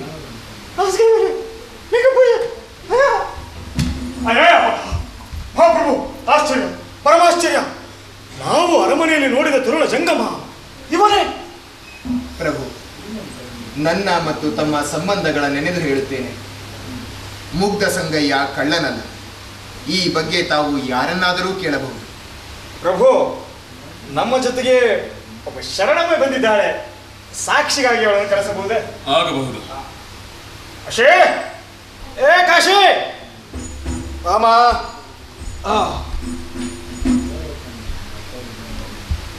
ನನ್ನಪ್ಪ, ನನಗೆ ಇಲ್ಲಿ ದರ್ಶನ ಕೊಟ್ಟಿಯಲ್ಲೋ ತಂದೆ. ನನ್ನನ್ನು ಯಾಕೆ ಕರೆಸಿದೆ ನನ್ನಯ್ಯ? ಅಣ್ಣನವರು ಸಾಕ್ಷಿ ಹೇಳಲು ಕರೀತಾರೆಪ್ಪ ಅಂತ ಈ ಅಪ್ಪ ಕರೆ ತಂದ. ಮಹಾರಾಜರು, ನಮಸ್ಕಾರ ಮಾಡಮ್ಮ. ಬುದ್ಧಿ. ಕಾಶಿ, ನಿಮ್ಮ ಮನೆಯಲ್ಲಿ ಸರ ಬಿಟ್ಟು ಹೋದ ಹುಡುಗ ಒಬ್ಬ ಜಂಗಮ ಅಂದೆ ಅಲ್ಲವೇ? ಹೌದು ಸ್ವಾಮಿ. ರಾಜಭಟರು ಬರ್ತಾರೆ ಅಂತ ನಮ್ಮ ಮನೆಯಲ್ಲಿ ಅಡಿಗೆ ಕೂತ. ರಾಜಭಟರು ಬಂದು ಹೋಗೋ ತನಕ ಸುಮ್ಮನೆ ಬಿದ್ದುಕೊಂಡಿದ್ದ. ಆಮೇಲೆ ಆ ಸರವನ್ನು ನಮ್ಮ ಮನೆಯಲ್ಲಿ ಬಿಟ್ಟು ಓಡಿ ಹೋದ. ಪ್ರಭುಗಳಿಗೆ ಈಗ ಖಾತ್ರಿಯಾಗಿರ್ಬೇಕು. ಕಾಶಿ, ನೀನು ಹಿರಿ ಪಂಡಿತರೆ, ಏಕೆ ಅವಸರ? ಆಕೆ ಹೇಳಿದ್ದು ಜಂಗಮ ಸರವನ್ನು ಆಕೆಯ ಮನೆಯಲ್ಲಿ ಬಿಟ್ಟ. ಅದು ಸಾವಂತ್ರಿಯ ಮನೆಗೆ ಹೇಗೆ ಬಂತು? ಹಾಗೆ ಬಂತು. ಹಾಗೆ ಪ್ರಭು, ಕಾಶಿ, ನಿಮ್ಮ ಮನೆಯಲ್ಲಿ ಸರ ಕದ್ದ ಹುಡುಗ ಕಾವಿ ಹೊಟ್ಟೆ ತೋರಿಸಿದಲ್ವೇ? ಹೌದು ಸ್ವಾಮಿ. ಪ್ರಭು, ಈಗಲಾದ್ರೆ ಗೊತ್ತಾಯ್ತೆ. ಕಾಶಿ, ನೀನು ಹೊಡು ಜಾಸ್ತಿ ಹೊತ್ತು. ಕಾಶವ, ಇಲ್ಲಿ ಬಾ. ನೀನು ಹೇಳಿದೆಯಲ್ಲ ಜಂಗಮ, ಅವರು ಇವರೇನಾ ಅಂತ ಒಮ್ಮೆ ನೋಡಿ ಹೇಳು. ಅಲ್ಲ, ಇವನು ಸಂಗಯ್ಯ. ಆ ಜಂಗಮರ ಹುಡುಗನೇ ಬೇರೆ. ಆ ಹುಡುಗ ಸಂಗಯ್ಯನ ಕೈಯಲ್ಲಿ ಆ ಸರವನ್ನು ಕೊಟ್ಟು ನಿನ್ನ ಮನೆಯನ್ನು ತೋರಿಸಿ ಹೋಗು ಅಂತ ಹೇಳಿದ. ಪ್ರಭು, ಈ ಮುದುಕಿ ತಾನು ಏನ್ ಮಾತಾಡ್ತಿದ್ದ ಅದಕ್ಕೆ ಗೊತ್ತಾಗಲ್ಲ. ಕಾವಿ ಬಟ್ಟೆ ಬಿಟ್ಟವ್ರು ಯಾರು ತೋರಿಸೋ ಅವರೇ ಕಳ್ಳ ಆಗ್ಬಿಡುತ್ತೆ. ಪ್ರಭು, ಸಿದ್ಧಪಡಿಸಲು ನನಗೆ ಇನ್ನೊಂದು ಅವಕಾಶ ಕೊಡಬೇಕು. ತಾವು ನನ್ನ ಧರ್ಮರಾಯರು. ಆಗಲಿ. ತಮ್ಯ, ಏ ತಮ್ಯ, ಕಾಶಿ, ನಿಮ್ಮ ಮನೆಯಲ್ಲಿ ಸರಾಕದ ಹುಡುಗ ಕಾವಿ ಬಟ್ಟೆ ತರಿಸಿದ್ದ ಅಂದಲ್ಲ, ಹೀಗೆ ಇದ್ನ? ಹೀಗೆ ಏನೋ ಇದೇ ಹುಡುಗನೇ. ಮಹಾಪ್ರಭುಗಳು ಕ್ಷಮಿಸಬೇಕು. ನಡೆದದ್ದನ್ನು ತಾಯಿ ಹೇಳಿದ್ದು ಸರಿಯಾಗಿಯೇ ಇದೆ. ಹಾಗೆಂದರೆ ನೀನೇ ಕಳ್ಳ ಅಂತಲೋ? ಹೌದು ಪ್ರಭು, ಅದನ್ನು ತಿಳಿಸಲಕ್ಕೆಂದ ನಾನು ಬಂದಿದ್ದೇನೆ. ಪ್ರಭು, ಇದ್ಯಾಕೋ ನಮ್ಮ ಕೈ ಮೀರಿ ಹೋಗ್ತಾ ಇದೆ. ಪ್ರಭು ನೋಡಿ, ಈ ಮಹಾಮನೆಯವರು ತಮ್ಮವರನ್ನು ರಕ್ಷಿಸಲು ನಕಲಿ ಜಂಗಮನ್ನು ಸೃಷ್ಟಿಸಲು ಬಲ್ಲರು, ತಮ್ಮಂತವರು ನಂಬಿಸಲು ಬಲ್ಲರು. ನೋನಿಗೆ ಮೇಲೆ ಹಿಡಿತವಿರಲಿ ಪಂಡಿತರೆ. ಏನಯ್ಯ, ಇವರು ಯಾರೆಂದು ನಿನಗೆ ಗೊತ್ತಾ? ಗೊತ್ತು ಪ್ರಭು, ಇವರು ನನ್ನ ತಂದೆ. ಪ್ರಭು, ಇವರು ಯಾರು ಅಂತ ನನಗೆ ಗೊತ್ತಿಲ್ಲ ಪ್ರಭು. ಅರಮನೆಯಲ್ಲಿ ಇವರನ್ನು ನೋಡೇ ಇಲ್ಲ. ಪ್ರಭು, ಈ ಪಂಡಿತರು ನುಡಿಯುವ ಸತ್ಯ ಕಠೋರವಾಗಿ ಖಂಡಿತ ನಿಮಗೆ ಅದು ಈ ರಾಜ್ಯದ ದುರ್ದೈವ್ಯ. ಅವರು ಹೇಳಿದ್ದನ್ನು ಹೇಳಿ ಆಯಿತು. ಹೊರಡಲು ಅಪ್ಪಣೆ ಕೊಡಿ. ನನಗೊಂದೆರಡು ಮಾತನಾಡಲು ಅವಕಾಶ ಕೊಡಬೇಕೆಂದು ಪ್ರಾರ್ಥನೆ. ನೀನು ಅವರ ಮಗನೆಂದೆಯಲ್ಲ, ಅದು ನಿಜವೋ? ಹೌದು ಪ್ರಭು, ಸಾಕ್ಷಿಗೆ ಬೇಕಿದ್ದರೆ ಮಂತ್ರಿ ಕ್ರಮಿತರನ್ನೇ ಕೇಳಿ.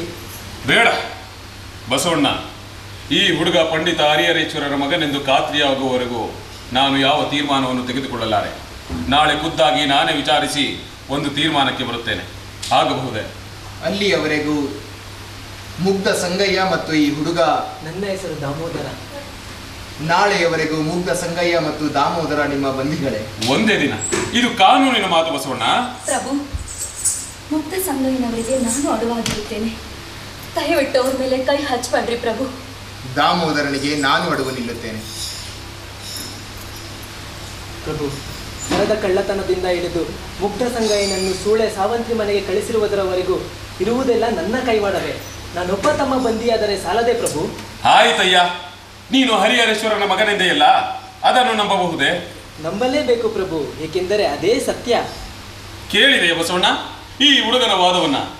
ಯಾವ ತಂದೆಯಾದರೂ ಕೂಡಿದ ಸಭೆಯಲ್ಲಿ ತನ್ನ ಮಗನನ್ನು ಮಗನಲ್ಲ ಎಂದು ಸುಳ್ಳು ಹೇಳಲು ಸಾಧ್ಯವೇ? ಪ್ರಭು, ನ್ಯಾಯ ನಿರ್ಣಯ ನಿಮಗೆ ಬಿಟ್ಟದ್ದು. ನಾವೆಲ್ಲರೂ ಹೇಳಬೇಕಾದ್ದನ್ನು ಹೇಳಿ ಆಗಿದೆ.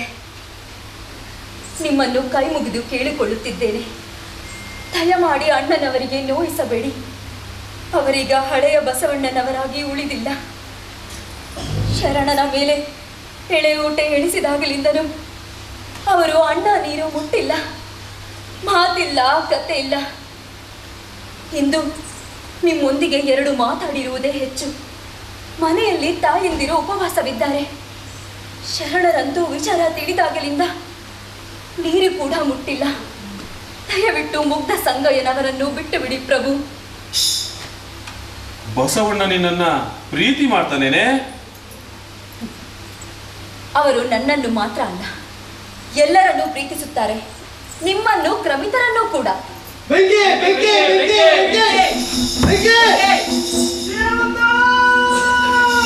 ಏನದು ಗಲಾಟೆ? ಯಾರಲ್ಲೇ? ಘಾತವಾಯಿತು ಅಣ್ಣ, ಘಾತವಾಯಿತು. ಹರ್ಲೈನ ಕೇರಿಗೆ ಬೆಂಕಿ ಬಿದ್ದಿದೆ ಅಣ್ಣ. ಅಯ್ಯೋ ಶೀಲವಂತ ಅಣ್ಣನವರ, ಶೀಲವಂತ ನಮ್ಮ ಮನೆಯಲ್ಲಿ ಇದ್ದ ಅಣ್ಣನವರ, ಅವನನ್ನು ಕಾಪಾಡಿ. ನಿನ್ನ ಮನೆಗೆ ಮೊದಲು ಬೆಂಕಿ ಬಿದ್ದಿದೆ ತಾಯಿ. ಅಯ್ಯೋ, ಶೀಲವಂತನಿಗೆ ರಕ್ಷಣೆ ಸಿಕ್ಕಲಿಲ್ಲವೆಂಬಲ್ಲಿಗೆ ನಮ್ಮ ಕತೆ ಮುಗಿಯಿತೋ ಬಸವಣ್ಣ. ಭರತವಾಕ್ಯವನ್ನ ಸಾರುವುದಕ್ಕೆ ನಗರ ದೇವತೆಯ ಸನ್ನಿಧಿ ಬೇಕು. ಎಲ್ಲಿ ಆ ತಾಯಿ? ಇಲ್ಲಿಯೇ ಇದ್ದೇನೆ ನನ್ನಪ್ಪ. ಅನಿರೀಕ್ಷಿತಗಳನ್ನು ಎದುರಿಸಲಾಗದೆ ಹೆದರಿಕೊಂಡು ಜನರಲ್ಲಿ ಕರಗಿದ್ದೇನೆ. ಈಗ ನಾನು ಮುದಿ ನಾಯಿಯಂತೆ ಹೊಗಳುತ್ತಿದ್ದೇನೆ, ಕ್ಷಮಿಸು ನನ್ನಪ್ಪ. ನೀನು ಹೀಗೆ ಚಿಕ್ಕವರ ರೀತಿ ಮಾತನಾಡಬಾರದು ತಾಯಿ. ನಾನು ಕಲ್ಯಾಣಕ್ಕೆ ಬಂದಾಗ ಇವ ನಮ್ಮವ, ಇವ ನಮ್ಮವ ಎಂದು ಒಪ್ಪಿಕೊಂಡಿರಿ. ಚಾಚಿದಿರಿ ಕೃಪೆಯಲ್ಲಿ, ಬೇಕಾದಷ್ಟು ಅವಕಾಶಗಳನ್ನು ಕೊಟ್ಟಿರಿ.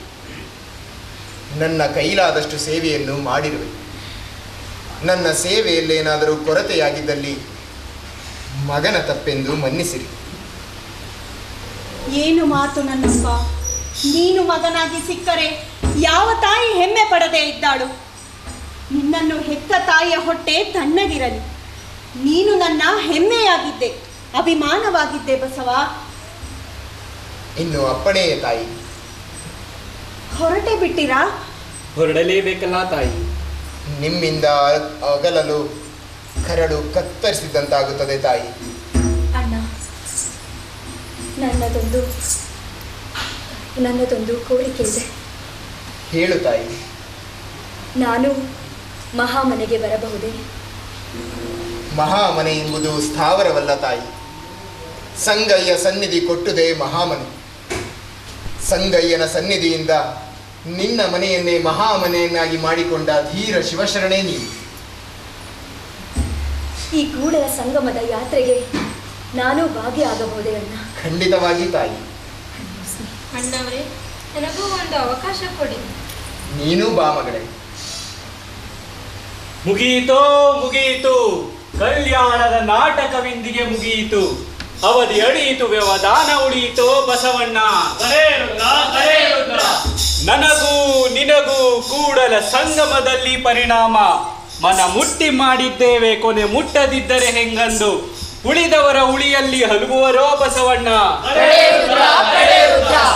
ಬಸವನಿಲ್ಲದ ಕಲ್ಯಾಣಿಗೆ ಕನ್ನಡಿಯಲ್ಲಿ ಕಲ್ಯಾಣವ ಕಂಡು ಇತಿಹಾಸ ಗೋಗರಿಯುವುದೇ ಪರಿಣಾಮ. ನಡೆ ನಡೆ ಇನ್ನು ಕೂಡಲ ಸಂಗಮಕ್ಕೆ ಬಸವಣ್ಣ.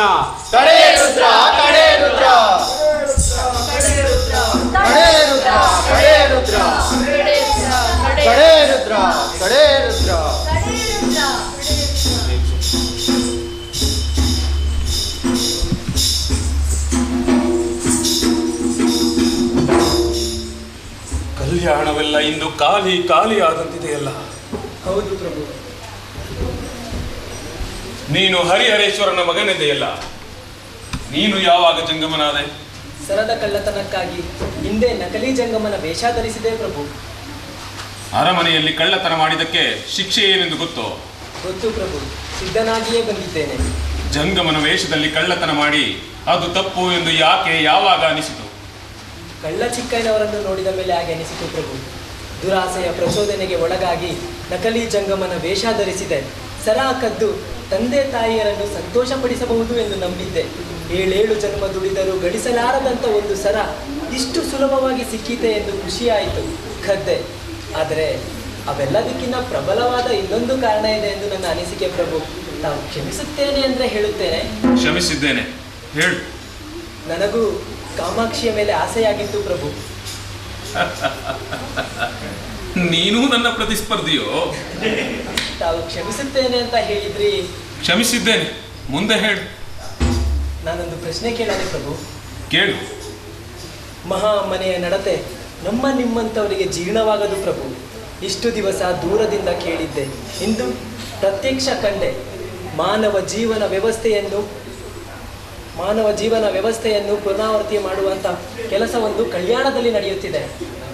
ವ್ಯವಸ್ಥೆ ಅಂತ ತಾವು ಎಷ್ಟೇ ಹೆಣಗಾಡಿದರೂ ತಮ್ಮ ವ್ಯವಸ್ಥೆಗೆ ಒಂದು ಕಟ್ಟುನಿಟ್ಟಿಲ್ಲ. ವ್ಯವಸ್ಥೆಯ ಮೇಲೆ ತಮಗೆ ಹಿಡಿತವಿಲ್ಲ. ಆದರೆ ಮಹಾಮನೆಯಲ್ಲಿ ಅದು ಇದೆ. ಅದರಿಂದಲೇ ಅರಮನೆಯಲ್ಲಿ ಸೂಳೆಯಾಗಿದ್ದವಳು ಮಹಾಮನೆಯಲ್ಲಿ ಶಿವಶರಣೆ ಬಸವಣ್ಣನವರ ತಾಯಿಯಾಗುತ್ತಾಳೆ ಎಂದರೆ ಅದು ಪವಾಡವಲ್ಲವೇ ಪ್ರಭು? ನೀನು ಅರಮನೆಯಲ್ಲಿ ಕಳ್ಳತನ ಮಾಡಿದ್ದನ್ನು ಒಪ್ಪಿಕೊಂಡಾಗ ನಮಗೆ ಸಂತೋಷವಾಯಿತು. ಆದರೆ ಬರುತ್ತಾ ಶರಣನಾಗಿ ಪರಿವರ್ತನೆ ಹೊಂದುತ್ತಿದ್ದೀಯ ನೋಡು, ನಮ್ಮ ಸಂತೋಷ ಮಾಯವಾಯಿತು. ನೀನು ಶರಣನಾಗಿ ಎಷ್ಟು ದಿನ ಆಯಿತು? ನಾನಿನ್ನೂ ದೀಕ್ಷೆ ತೆಗೆದುಕೊಂಡಿಲ್ಲ ಪ್ರಭು. ಈಗ ಹೇಳು. ನಿನಗೆ ಅರಮನೆಯಲ್ಲಿ ಕಳ್ಳತನ ಮಾಡುವುದಕ್ಕೆ ಪ್ರಚೋದನೆ ಕೊಟ್ಟವರು ಹರಿಹರೇಶ್ವರ ಎನ್ನುವುದರಲ್ಲಿ ಸಂದೇಹವಿಲ್ಲ. ಆದರೆ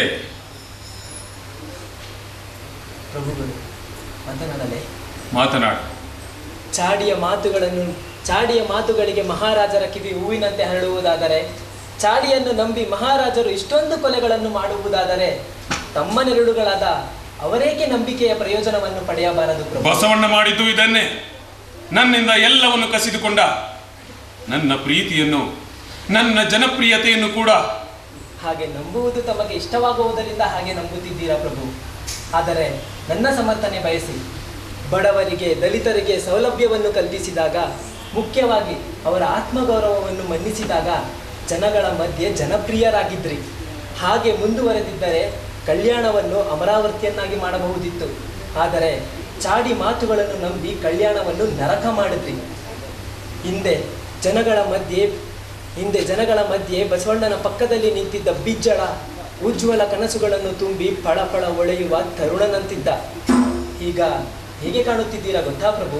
ಹೇಗೆ? ತರುಣ ಬಿಜ್ಜಳನ ಭೂತದ ಹಾಗೆ. ಎಲ್ಲ ಯೋಗ್ಯ. ನನ್ನೆದುರಿಗೆ ನನ್ನನ್ನು ಏಕವಚನದಲ್ಲಿ ಹೆಸರಿಸುವ ಧೈರ್ಯ ಬಂತ ನಿನಗೆ?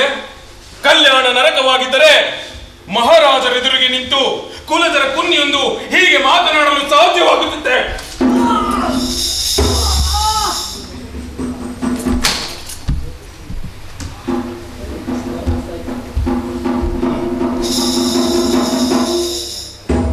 ನೀವು? ಇವನು ಜಗದೇವ, ನಾನು ಮಲ್ಲಿ ಬೊಮ್ಮಣ್ಣ. ಚಾಣಕ್ಯರ ಕಾಲದಿಂದ ನನ್ನ ಹಳೆ ವೈರಿಗಳು. ಯಾರಲ್ಲಿ? ಈಗ ಇಲ್ಲಿ ಯಾರು ಬರಲಾರರು, ಏಕೆಂದರೆ ಇಲ್ಲಿ ಯಾರೂ ಇಲ್ಲ. ಯಾರು ನಿಮ್ಮನ್ನು ನೇಮಿಸಿಕೊಂಡವರು? ಯಾರು ಇಲ್ಲ ಮಾರಾಯ. ನನ್ನನ್ನು ಬೊಮ್ಮಣ್ಣ ನೇಮಿಸ್ಕೊಂಡ, ನಾನು ಬೊಮ್ಮಣ್ಣನನ್ನು ನೇಮಿಸ್ಕೊಂಡೆ. ನಾವಿಬ್ಬರು ಯಾರೆಂದು ಕಲ್ಯಾಣದಲ್ಲಿ ಯಾರಿಗೂ ಗೊತ್ತಿಲ್ಲ. ನಿನಗೆ ಗೊತ್ತಾಗ್ಲಿಲ್ಲ. ಏನು ಬೇಕು ನಿಮಗೆ? ನಿಲ್ಲ ಪ್ರಾಣ. 1 ತಿಂಗಳು ಕಾದೆವು ಮಾರಾಯ ಈ ಸಂದರ್ಭಕ್ಕಾಗಿ. 1 ತಿಂಗಳು? ಇದ್ದಾನಲ್ಲ ಮಾರಾಯ ಆ ಬಸವಣ್ಣ, ಅವನ ಸ್ನೇಹದ ಶ್ರೀರಕ್ಷೆ ನಿನ್ನನ್ನು ಇಲ್ಲಿ ತನಕ ಕಾಪಾಡಿತು. ಈಗ ಅವನು ಹೋದ ನೋಡು, ಶ್ರೀರಕ್ಷೆ ಕಳಚಿ ನಮ್ಮ ಆಯುಧಗಳಿಗೆ ಕಳೆ ಬಂತು. ನಮಗೇನು ಅವಸರವಿಲ್ಲ. ನಿನ್ನದೇನಾದರೂ ಬಾಕಿ ಇದ್ದರೆ ತೀರಿಸಿಕೋ.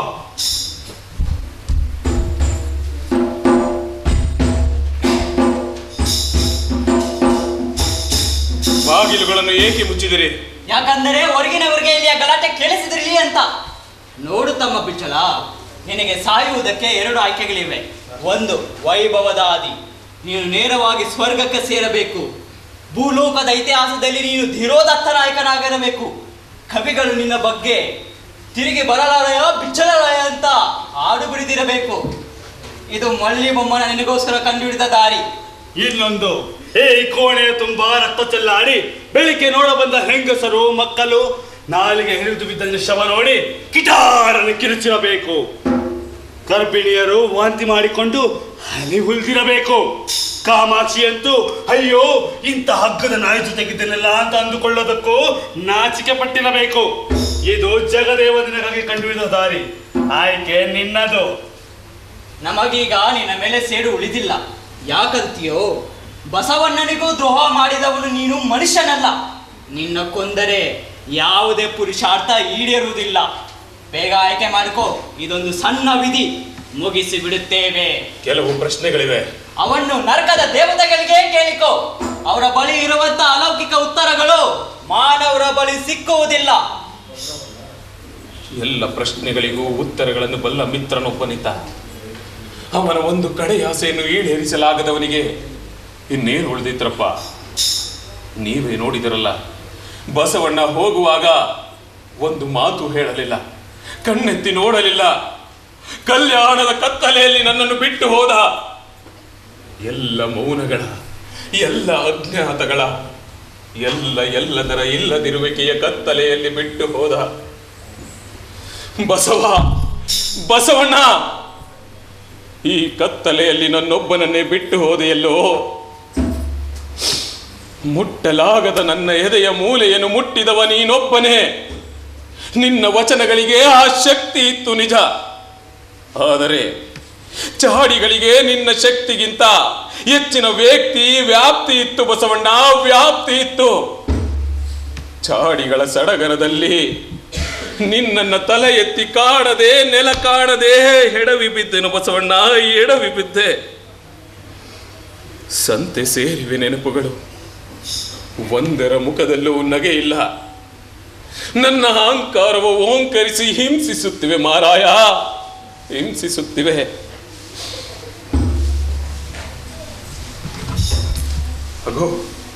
ಅಗೋ ಸಾವಿನ ಸಂಜೆ ಮುಸುಕಿದ ಮಬ್ಬಿನಲ್ಲಿ ನೆನಪಿನ ಒಂದು ಮುಖವು ಕಾಣುತ್ತಿಲ್ಲ.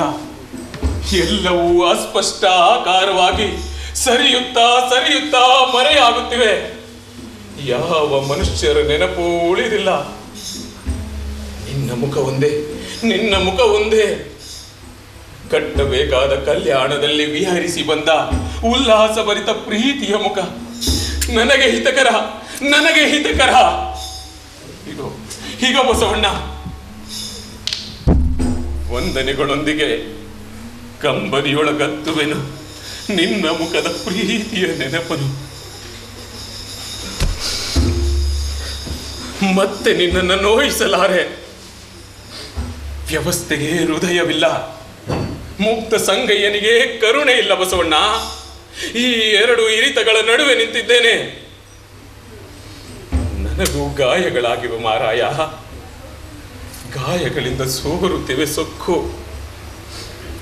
ಹೇಳಿ ಕೇಳಿ ಭವಿ ನಾನು ಬಸವಣ್ಣ, ಭವಿ. ನನ್ನನ್ನು ಕ್ಷಮಿಸು ನನ್ನನ್ನು ಬಸವಣ್ಣ, ಕ್ಷಮಿಸು.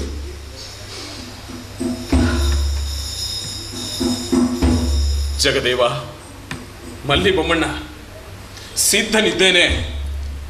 ಬನ್ನಿರಯ್ಯ, ಬನ್ನಿ. ಒಲೆ ಹತ್ತಿ ಉರಿದೊಡೆ, ಒಲೆ ಹತ್ತಿ ಉರಿದೊಡೆ ನಿಲ್ಲಬಹುದಲ್ಲವೇ, ಧರೆ ಹತ್ತಿ ಉರಿದೊಡೆ ನಿಲ್ಲಬಹುದೇ, ಏರಿ ನೀರುಂಬಡೆ ಬೇಲಿ ಕೈಯ ಮೇಲೆಡೆ, ನಾರಿ ತನ್ನ ಮನೆಯಲ್ಲಿ ಕಳುವೆಡೆ, ಇನ್ನಾರಿಗೆ ದೂರುವೆ, ಕೂಡಲ ಸಂಗಮ ದೇವ, ಕೂಡಲ ಸಂಗಮ ದೇವ.